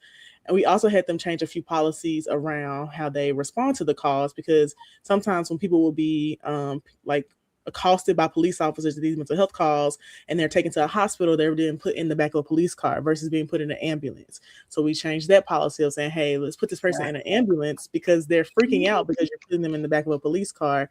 Just like basic things like that. And so I always tell people to like think through some of the simplest things that you could change that you think will make an impact. You don't even realize how big of an impact it will make. But like just thinking of those things and simple things like that, like just putting someone in an ambulance versus a police car makes a huge difference that people don't even realize. So I want to kind of bring in the mental health part and like hear some of y'all comments around that, because I know that folks were doing some work like that in Atlanta too, Kiana. Well, first of all, I want to say to you, Amber, and then Kiana, I'm going to pass back to you. Thank you so much for doing that work in Memphis, because it is the blueprint for us in Florida. Because we're pushing right now I'm in Jacksonville, Florida. Monalisa is more in South Florida. So we got a lot of legislation and policy going throughout the state. Is it Jacksonville, Duval, or it's a different part? You try to enter okay, Monalisa, you've been here, so you kind of know, but let me give it to y'all so everybody on here knows how proper it is. Okay, it's Duval. That's what it is. So you gotta hold it. Okay. You gotta hold it. Gotta use your lungs. The long way. You gotta hold it the long way. way. You can't half do it, because then it won't hit the way it's supposed to hit. But yes, I am in Duval County. Shout out to all my people in Duval, especially the ones on the front line, because I mean the fight for us is real. We're not quite making things move like Georgia, and then we're not quite, rallying like South Florida, because you don't want to go down there playing with them. So we like right in the middle, trying to, all unify and make some things happen in here. Martin Luther King Jr. said himself that St. Augustine, which is right up the road from Duval County, is one of the most racist countries he had ever been to. So that paints the picture there. What we're dealing with here is some special kind of white supremacy, I would say, for Florida. But I just wanted to give you your flowers on that, Amber, because policy, I feel, is one of the most crucial pieces to advocating anything in our criminal justice system as it is. And when we're thinking about mental health, we got to all have that blueprint. So I'm going to be checking out what y'all did in Memphis, so that may be something that we can talk about here in Jacksonville. I have some templates for some of the ordinances and stuff that we did that I send to people all the time. So you can definitely okay. I'm gonna make sure I give you my email before we get off here. You know what I'm saying? Or we can use Matthew to connect us. But I definitely am interested in that. And Pastor Kiana, I didn't mean to cut you off. Please go ahead and tell us about the work. No, that is no problem at all. And please, Kiana is my name. Okay. Definitely still pushing to get police officers out of the line when responding to mental health emergencies. One of the things that's extremely disturbing where I live in DeKalb County, Georgia, is that if you call 911 and you say that you just need an ambulance, we don't even have the options that you have in Memphis. If you just say, I don't need police, but I need an ambulance. They will tell you that police have to come first. And police are going to determine if an ambulance should be called. That's bananas, because they are not medical professionals. They are not trained to assess whether an ambulance is needed or not. So why not just send an ambulance? So what Monalisa was talking about when it comes to making sure that people are in the right places to influence how it is that so-called policing occurs, that's extremely important too. But one of the things that's going through the Georgia State Legislature this session, we are in session now, is a new bill that would place a designation on a driver's license if a person has a mental health disorder or any type of mental health disability. Then you would be able to see when you stop a person that, okay, this is a person who is impacted in a certain way. They may not respond to you the way you want them to. So understand that if this person begins to fidget because your lights are still flashing, they are not reaching for a weapon. They are simply stimming or responding to some other external stimuli. I think that measures like that are important as a front line, as a first line of defense against how it is that people with mental health challenges are treated. But then we do have a lot of work to do when it comes to education. I love what Monalisa said about educating people, because people who are not educated cannot strategize. People who are not educated cannot properly organize. So you have to first understand the state of affairs. Otherwise, you have a situation like a Matthew Zadok Williams, who was murdered in his home by a DeKalb County police officer who is still on the job right now, but he was in the midst of a crisis.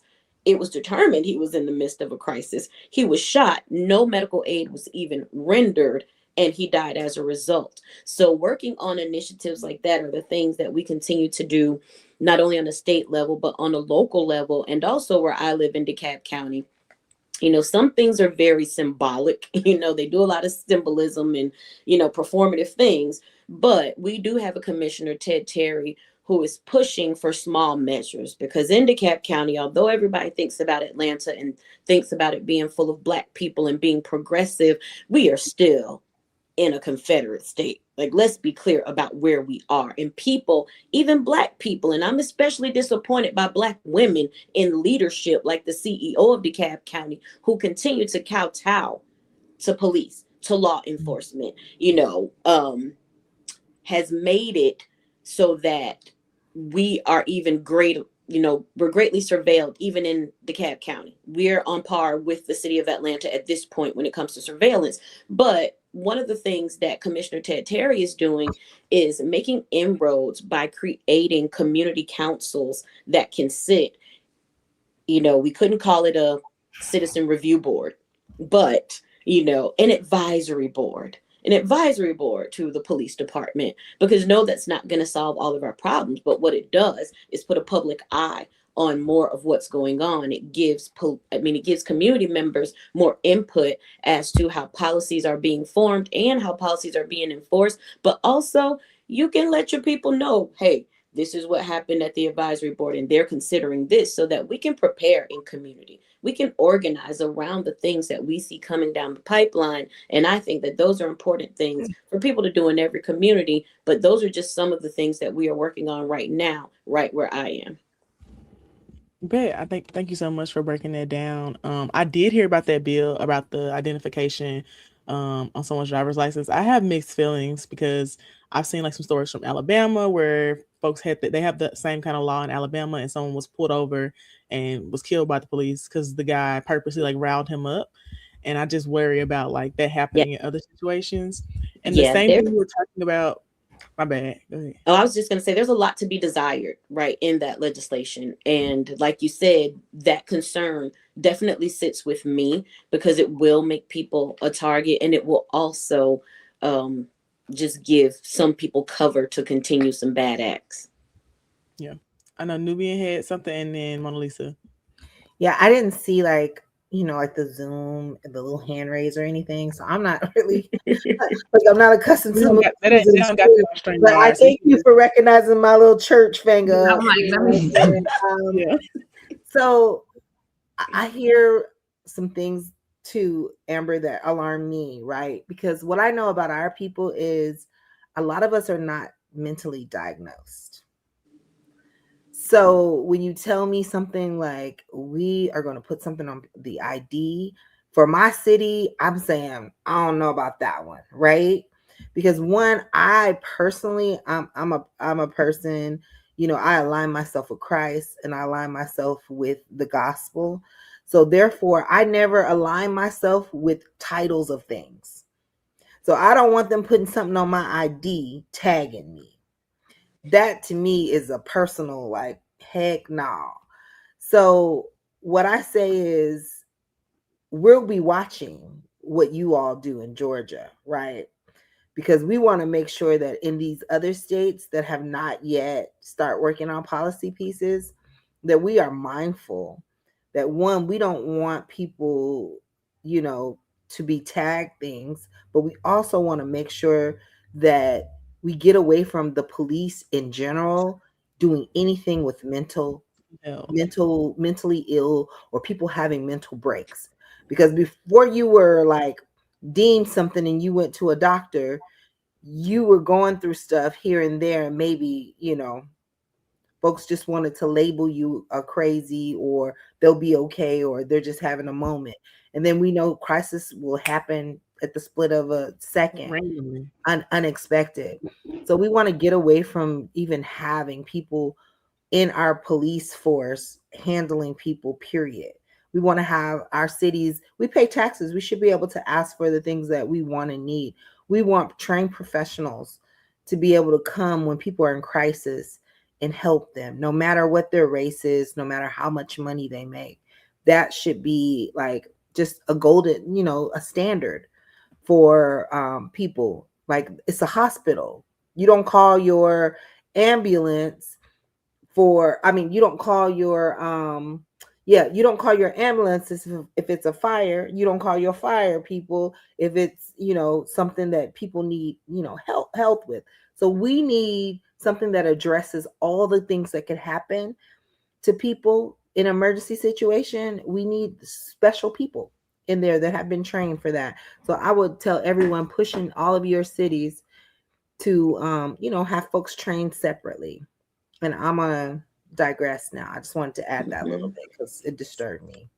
I think it's a good point. Go ahead, Monalisa. So what I was going to say is, I don't know if you all have, because, you know, there's an alternative in Detroit. I don't know if you all are aware of New Era Detroit.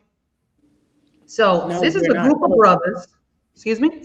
I said, no, we're not. Tell us more. Okay. So this is a group of brothers, kind of like a big group of brothers. They ended up being funded by the city, but for so many years before that, a group of the Black men in the community, or I'll just say men in the community, literally began to organize, right? They would walk women to their cars. They would hit the gas stations late at night. They make sure, let me not say they would, because they're currently doing this as well, but they've been doing it for years. They made sure that, like, for example, if people were being killed at a particular store or corner store, they finna shut it down. Let me just, this is happening in real life, like today. Police do not go into their neighborhood. They bring the perpetrators to the police. These are a bunch of strong Black men that care for their communities, for women and children, and they do real community policing. I'm gonna say it again. Police do not go into their neighborhoods. They bring the perpetrators, the suspect, the whoever, to the police. The police work together, and they have developed such a relationship that police wait on them. And that's when I talk about people power. And Nubian knows me very well. Like, I'm on this real people power, right? Why? Because I've seen it, right? And I ended up meeting one of the founders of New Era Detroit in Atlanta. And I continue to follow them. And I don't know, it was maybe 2023, 2024, within the last few years, they were actually funded. These men that were working, there's going to be a sacrifice because these men were not getting paid to protect the women and children. They developed relationships with local businesses, and they would have days where they would literally feed everyone in the community. So they're meeting a need. They are protecting their own community. They have a blueprint, obviously. I'm talking about like they walk in the community in the middle of the night. I love that. And if someone committed a crime, they taking their old people in. They are looking. There was a situation, I want to say in 2024, where a young person violated an elder. Oh, New Era Detroit went looking for them and took them straight to the police. So can we do it? Yes. Do we want to? That's where I'm like, a few of us want to, but the few of us is not enough. We need true committed people power. And you can look at New Era Detroit and you can see that they're doing what we're talking about right now. They also are doing that in New York. It's the same thing. Oh, they are? Okay. Yeah. See, I wasn't aware. The Guardian Angels. Is that what we're talking about? I just see something in the chat that people are writing. Nigerian gangs work the same way. The Guardian Angels, and I guess you were saying something else. Oh yeah, I think I'm talking about something different. Basically, just that there's a neighborhood in Brooklyn where the police just do not go. Like they talk with the police and tell them they don't want them to come there, and they're gonna like support and protect their own community. Now they don't take the people to jail who did something wrong. They're just doing, they're showing what the alternative to policing can look like, which is like you can depend on your neighbors and call us if something's going on or if you need something. You don't have to call the police. And I think that that's a great example of like, it's possible that we can build up, these kind of community systems where people in their communities get to decide how they want to respond to something, how they want to respond to harm, how they want to respond to like kids and bad behavior. Like they get to decide that, not a system wanting to decide that for them. Yeah, we need to start creating our own policies in our region for just that, because that's how things begin, by us creating policy. We have to tell them what we want with the money that we are giving them. Mm-hmm. Absolutely. What I'll say, and particularly about just the state legislation to help to designate if someone is living with a mental health challenge or a mental health disability. This legislation was introduced by a group that came from, I want to say Baltimore, but I might be wrong. At any rate, it got passed in another state and people started lobbying for that here. What I don't see enough when it comes to mental health care is the actual care infrastructure. And for all of the things that we're wanting to do when it comes to mental health and how people are treated by the policing system, we're not going to get much of anywhere if we don't have the system of care. The mental health care infrastructure is is depleted. I would say dilapidated, but it was never built up to begin with. So it's non-existent. And that makes it really hard. So even when you see things that happen and get passed here in Georgia, it's so performative because it sounds good, but how are we really going to do this when there's no system of care? There's no real infrastructure. And that really is what has to be addressed more here in Georgia on a systemic level. Yeah, systems of care is like one of my like niche projects, side like passions. Mm-hmm. So I definitely feel you on that. One of the things that we have worked on with like youth that we have as fellows here in Memphis in our official Bill in Memphis chapter is like learning about solidarity economy, and that's like my favorite type of community-centered practice to learn about. And the best part about it that I think is when people are able to see that this already is happening in other places, just like the alternative policing we're talking about already, happening in places. They're way more likely to be down to do it when they notice like this is happening in Spirit House in North Carolina and happening in New York. Like it's happening in all these different places. And building up solidarity economies in your communities also makes it easier to figure out how you want to govern yourselves. Yes. Because you're already working together. Absolutely. I'm a fan. You know, I'm all the way down with solidarity economy. Love it. I know. Me and Kiana be geeking out about the same stuff. See, I also say in regards to like mental health and allocating budgets, when we look at the county that I'm in, there's a lot of money. I mean, a huge portion of the budget that goes to the sheriff's office, right? And one of the things that I realized a couple years back when I was leading a issue-based campaign and we had to go to the county commission. So I started to really understand, you know, when you participate in the county commission and how budgets are being allocated, because me personally, I have, or I am aware of and know 3 moms that their sons have been suffering from severe mental health issues since they were very, very young. One of them as young as 4 years old, and the amount of medication that was given to them. Well, these 3 young brothers from different moms, different areas, they all allegedly committed murder, right? So in those instances, I was helping the moms regulate their emotions and helping them understand the process of the criminal justice system. And in one case, I had the honor to advocate in court, right? And I'm looking at this situation because these young brothers, the moms throughout the years were begging, calling, put some of these kids in different programs and all the programs failed them. So in working in that area and then understanding your county commission, but when you go to the county commission, you don't see any constituents. There's no one there. The city, the county budgets, no one knows. So in other words, we continue to rely on people that sit on a dais that have no idea what we go through, how we're treated. We think they know, but they're in their own bubble, in their own world, and they give a damn about what they give a damn about.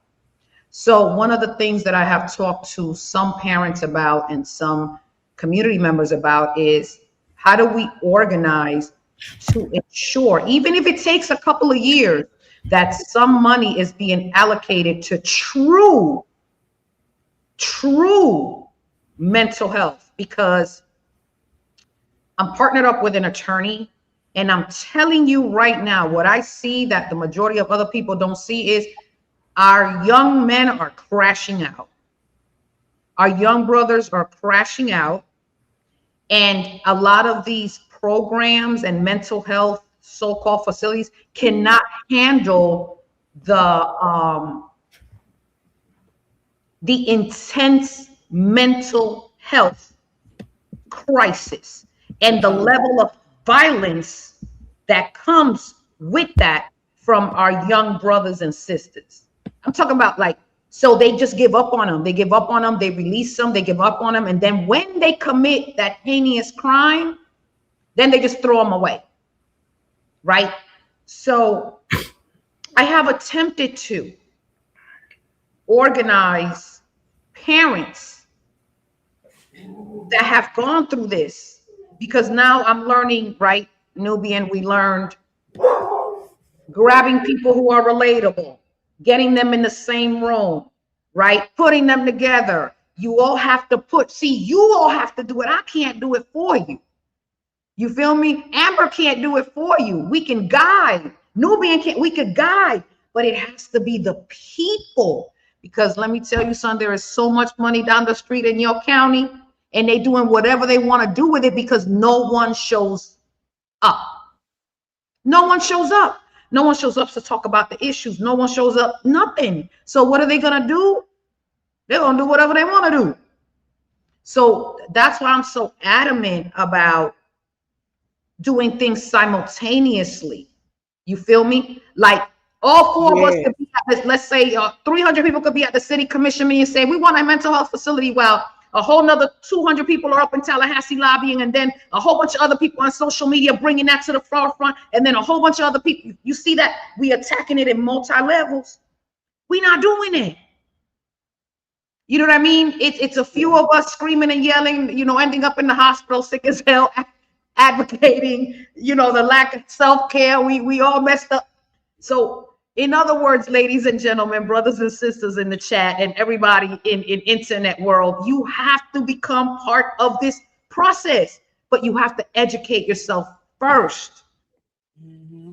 Or learn through the process and allow others to guide you through these processes. And until we don't look at ourselves as we don't look at ourselves like humans looking at themselves and say, what am I doing today to be part of this process? Can I take someone up under my wing and teach them a skill? I'm an accountant. Let me teach this young brother some accounting. Get you a mentee. Say get you a mentee. Right, like come on, like but we sit here all day, every day, and fight, fuss, and complain on social media, and we getting more divided. Some are united. Let me not deviate from the progress, because there is a little progress. But can you imagine if we all really about this life? And it don't even have to be violent. I mean, but it really, when we talk about emotional regulation, knowing the policy, right, going straight, I always have hope that we can do it if we're fierce enough to stand up and be bold. But I ain't gonna do that by myself no more. I'm stepping back. I'm chilling now. I'm gonna go dancing. I'm gonna go dancing. You gotta add joy in there. No, I really appreciate what you brought up, because it really makes me think about how I'm doing that. I know Kiana would tell y'all that I'm usually doing multiple things at one time to get to that desired outcome of like what I want to do, because I understand how powerful policy can be.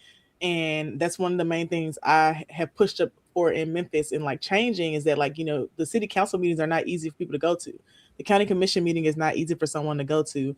And like, how can we make the meetings more accessible to like make it where everyday people who are being impacted by this can show up to the meetings? Because one thing I have noticed is that it's not that people don't want to go, is that they don't have the means to get down there. They don't see why it's important. They don't know what happens, what's the process. So they don't know if they need to go every single time or just for this one vote. And so someone explaining that to them, which is the main type of content I make, actually is about like policy organizing and how do you, get involved in your local government. Once I did a lot of that, content, people were really able to be like, okay, this is not that hard of a thing for me to do. And last year I wrote an ordinance to change our city council meetings to 4 p.m. because they were originally at 3 p.m. And so at least with a 4 p.m. time, you could actually get off from work at 5 and still get there in time to like see most of the meeting, because they're still doing all these resolutions at the beginning and they got somebody praying and they doing all this extra stuff that no one cares about. But I also got them to make the garage next to City Hall free for parking on Council Tuesdays. And that was like the biggest issue for a lot of folks, is that if they could get down there, they could not pay $25, $30 for parking. It just wasn't realistic to the point where like, yeah, because there's no free parking. So to the point that when we were organizing around different ordinances, we were raising money to pay for people's parking because that was the biggest barrier. So I just want to encourage other folks who are thinking, look at you. You see what I'm talking about? I know I ain't crazy. Ain't nobody finna tell me I'm crazy. You the same things you were saying are the same things that I say on Facebook and Instagram all the time, telling people. I made a video just last year, like, hey, if there's something you want to change, you most likely can change it, and you can change it in your local government. And you don't have to be elected to do that. You don't have to be, this person in a high stature. I'm a regular Memphian here. My friends are regular citizens, and we're able to get people to move on policy here all the time just from applying that pressure. And the last thing we got changed was that you don't have to say your address. So it used to be where if you go make a public comment, you have to say your name and your address out loud on this mic that's being live streamed on YouTube. And so people would tell me all the time, well, can I give you my comment? Because I'm not going to make a comment. I'm not going to say a comment because I have to say my address. And I don't want to tell them my address. And I was like, yeah, that makes sense. And so changing those things really helped to make the meetings more accessible. And I think if a lot of other people push for stuff like that, where they are, hallelujah, they will show up. Another thing, Amber, real quick, like, I don't know if in other counties, but here our stuff is online. So now you can go and watch it online. You know what Which I is mean? why I Like, tell people, I'm like, if you missed the meeting, go watch it on YouTube. go I watch know it on. people think that government meetings are boring, but these are like Real Housewives style meetings. They Listen, be in there it's so cutting much up. drama Miss, and oh so my much God, if I tell tea. you about Pompano right now. Woo. So They be beefed out in their meetings. I said, y'all are missing out on grade A dramatics. I mean, I'm Atlanta talking City about Council. Real I talk to Housewives people of Atlanta. randomly all the time from going to meetings with The real Kiana, and their politicians of council is Atlanta. insane. I'm telling you. That's real talk. But you know what? I just wanted to say, I think that goes back to us. Well, we're in a different space than we've ever been before. So our culture is about to shift. And I think when the culture shifts, certain things that were really popular aren't that popular, and then new things become popular. The shift that we need in the culture right now is that for folks to realize that those things that, you know, city council meetings and things of that nature, that's where we need to be shifting to be more proactive, Yes. because they are using our money to do what they want to do. Right. And it's only affecting us because they get a little extra, probably padded in on whatever changes that they do that are ridiculous, that are somehow gonna, you know, make things more difficult for us. Trust me, somebody's getting a paycheck. Okay, because nobody does things like that that can harm people unless they have something to gain. That's what I've learned. You know what I mean? So I think that we need to start influencing the culture to be more proactive. Like, yeah, you don't want to protest? Cool, don't protest. Come to city council, show up at the meeting. Do that part then, if that's where We you're need more all of comfortable. them. We need We all need of them. everything. We They need start Yeah, doing everything. all the things they're doing so that we can get to the outcome that we want. And absolutely. then also we need a group of people growing food. We need a group of people doing this. We need a group of people, because here was another thing that I had come up with. I'm like, okay, cool. So you got people out here that need some money, right? So if we had a group of people to raise a couple $100 and be like, listen, I believe it should be like an elder, somebody between the ages of, so 3 people, an elder, somebody between the ages of maybe like 25 and 45, and then like a youth. Like we could raise some money, let's say like as a collective, and pay them to go to the meetings and pay them to take the notes from 3 different perspectives and then bring it back to the collective. Right now, some people making some money, you feel me? They could pay a bill. Like I actually started a program like that in Memphis you 2 see, years okay, ago. listen, Amber, me and you need And to it's connect That's right now, me. because you Don't and I forget are in me in that alignment. meeting. We are in Yeah. alignment. I called And it, we call it City Council Watch, but basically people will go to the city council meetings and take notes, and we give them a stipend. I would like order food, you, pay for their parking, stuff like that. Amber, where you at again? Memphis? Memphis, big I need Memphis. to come see you, sis. I Yeah. need to come. Actually, I think, I need to have a conversation with you too, because I know somebody in, yeah, we in alignment. Yeah, we are.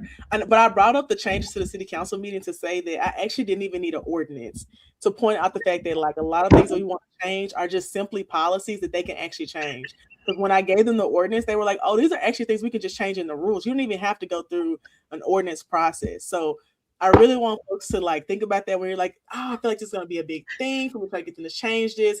A lot of times it's not a big a deal. They're just like, okay, cool, we can change that policy. We won't do that anymore. Yeah. If you don't ask, Oh, look, they saying Amber for president 2028. See, look at the chat. Amber for president 2020. I'm telling you. Look, we're here Kiana will for it. already tell you I won't be doing that. Not at all. You know, I just love the fact that everybody recognizes the need for community education right where you are to get you involved at your front door. Because again, the federal government is not going to save us. They are not coming to save us. They don't even like us. So you have to think about where you are most directly and immediately impacted. And that is on your local level, whether that is your Board of Education, City Council, or County Commission.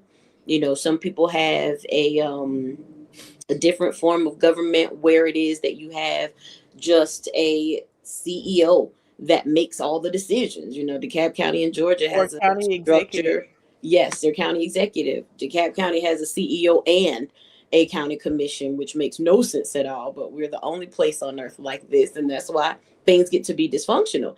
And it's just like you said, everything doesn't even have to be an ordinance that has to be changed. They are matters of policy that can be changed right within those bodies, but we need people to advocate for that. We have to help people understand how it is that they really can affect change, because a lot of people think that it's impossible, but it's not. All we have to do is get together, keep people in the know, and help people to spread the word, just like we are doing panels like this. But, you know, small community gatherings. I'm such a fan of a porch party. Let's come over here and sit on the porch, have a few You drinks, are a talk party about all the things. You know, I love the porch parties. And, you know, let it spread that way, because 2 or 3 people at a time makes a big difference. Because think about the reach of each of those people.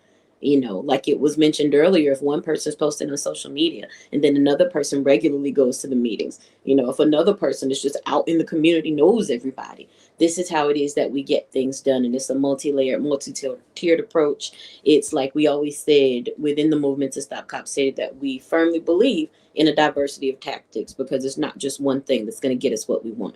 It's all the things. Yep. All the things. Yeah, I did want to just say that one thing I was thinking about as y'all were talking is like, this is a big reason why I'm such a big fan of abolition and being an abolitionist, because being an abolitionist requires you to have an imagination of what could be, what you could, you know, what your community could look like. And I think the biggest thing that people who, you know, from birth until adults, were like this idea of like the carceral state and police, and this is the way the system works, is like drilled into you, so you never think of any other options. Yes. And it's always so cool for me to see like people who are becoming abolitionists being like, okay, this is my like radical imagination getting kicked into gear, and this is why I feel like it's possible. But I think it takes us having those conversations around abolition and what it could look like to get there. I'm sorry, my dog is upset. We love the doggies. Dogs are mental health. Yes, we love. We love the He dog. likes attention. That's all. I was love gonna it. say, do wanna you have been say- away from him for too long right now, and that's what the issue is. I already know. He's a big baby. I do want to ask one of the questions that we had come in. It says, any thoughts on the new Jim Crow by Michelle Alexander's 2010 book? Is the book thesis still the heart of the modern police state, or is it evolving? Mm. That was a long question. I'm gonna read it one more time. I haven't read Is the the book. book That's a thesis book, still the right? heart- I haven't read the book, so I can't really speak to it because I haven't read it. I haven't read the entire book. I read part of it. One of my best friends loves the book. He's always quoting it. He's always bringing it up. So I started reading it because I was like, it must be really good. But I was also reading a lot of other books at the same time. So I read the book a couple years back, and it comes with a workbook. It's really, she's educating, right, on how the system changed and how people are being used right throughout the system. The question is, has it evolved? I mean, we're like in a whole bunch of different type of technology. It's a good read to learn the basis and be able to identify what is actually going on, because that question was either asked earlier. And for me, it's like, actually read the book and get involved in your local community.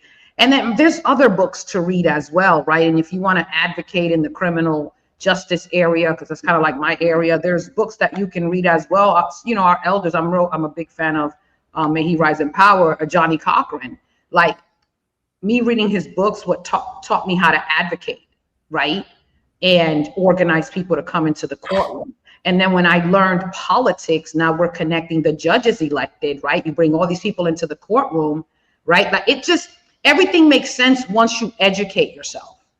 Because now you can connect all the dots and organize and bring people power and actually shift certain things. But I did want to bring back, is there other questions? Because I wanted to bring back. There is another question right now. So Can I say something about that one real quick before you move on, Monalisa? Yeah. Just wanted to add that when you think about the new Jim Crow, it just shows you how systems of incarceration are connected to the way it is that we live. What imperialism and colonialism dictate is that you have to have a system of mass incarceration to continue to funnel the corporate elite, like to fuel the economy, to make sure that those corporate elites remain the corporate elites, that there's always a permanent lower class, and that the lower class has less and less chance to make it out of that class, and mass incarceration is that vehicle. And when you look at the carceral system, you now, in this day, you cannot remove immigration and customs enforcement from that, how mass incarceration is actually happening even through ICE detention. They're adding to that the way that people can get deported before a court order stopping it can even have the ink dried. And then we never know if they come back. It's mass incarceration, and now deportation is being added to it. But I think that the thesis of the new Jim Crow is still extremely relevant to how it is that we're living today. Yeah, yes. And I mean, the school system is the huge, introduction to the pipeline, right? But one of the things that I wanted to bring back full circle was Nubian had mentioned earlier, economics. So let me say this. And when I was working in the courtroom alongside the judge as a probation officer at that time, I ain't gonna lie to you, and I can say this, like, I never saw like a Asian person in the box. I don't even think I saw like a Jewish person in the box. Never saw like, I just want to make sure I'm using the appropriate, because people get real sensitive about language. Yeah. I don't know if Arabs, like, I never seen them people in the box. And and the box is, arrested in jail, for those of you, inside the courtroom. So it goes all back to group economics. These cultures really look out and take care of each other, right? And look out and take care of one another, or they have systems in place that work for them, for generational wealth, for job, economics and stuff like that. And I feel that that's like the missing link. Like, we can really progress if we help each other out. And that is first starting through communication, one another, right? So if I find out what Amber does and what Nubian does, oh yeah, you a plumber, you this, you that, like building a community of people and systems in place to one, help each other out, meet each other where we're at, and how do we build people to make higher incomes, right? Because all these city budgets, the reason why these people on the diets fight so hard to stay there is because they know where the money's going. They're giving them heavy contracts to their family members, to their friends. Like, the majority of the people in your counties are being sustained by city budgets. Yes. Right? So if so-and-so gets the $500,000 landscaping contract, baby, I'm moving out the community, but we're not even prepared for these local contracts. Yeah. We're not even taught how to build businesses and then be approved by the city and the county to be able, or even the procurement department, the process, right? To be able to say, hey, listen, I have this business. I need to, where's the RFP, the proposals to submit the proposal? Like, you understand what I'm trying to say? Like, we got to understand how this works. The majority of the people in your communities who are doing well are being sustained by the contracts. I mean, by the city budgets. Why we can't be part of that? Give me a $500,000 contract, baby. I'm finna pour into the communities, and I'm gonna train you understand what I'm trying? That's all I'm trying to say. No, it's actually more common than you think. That's a huge thing here in Memphis too. That we talk about, of like all these politicians, and then all of a sudden their siblings and their family members. Girl, it happens all over. Especially, I heard it happens a lot in Chicago. So I definitely know they be happening. You know where these contracts be going? Former city employees, they all friends. Mm-hmm. See, we ain't got no friends. Can we be friends? Can we all be friends now? Because we need to be friends. That's all I'm trying to say. Like, when we need to be more than friends at this point. Okay, now I want to be friends. Can we be friends? Yes, we're friends. Well, you and I are friends. You're asking if we could be friends. We're friends. We're friends, right? So what I'm saying is, we need to be friends. Become friends with all your people on the diets and be loud, and they finna give you some contracts, babies. I'm telling you. I agree. I just want to thank everybody for coming on for the panel. I hope that folks in the audience got a lot of good, juicy things to learn about community alternatives to policing and things you can do in your neighborhood. Also, Jim, please connect me to Nubian and Monalisa after this.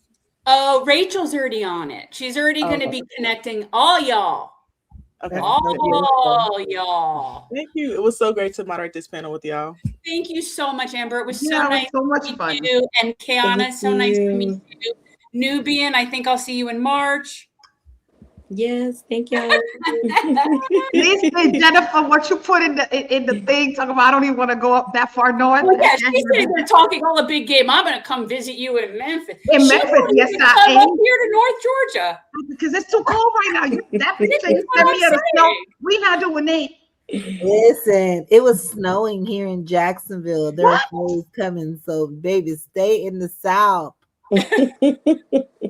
It's snow outside right now here. Don't worry, Momo. I'll give you snow boots just like I got for Lulu. She got her snow boots.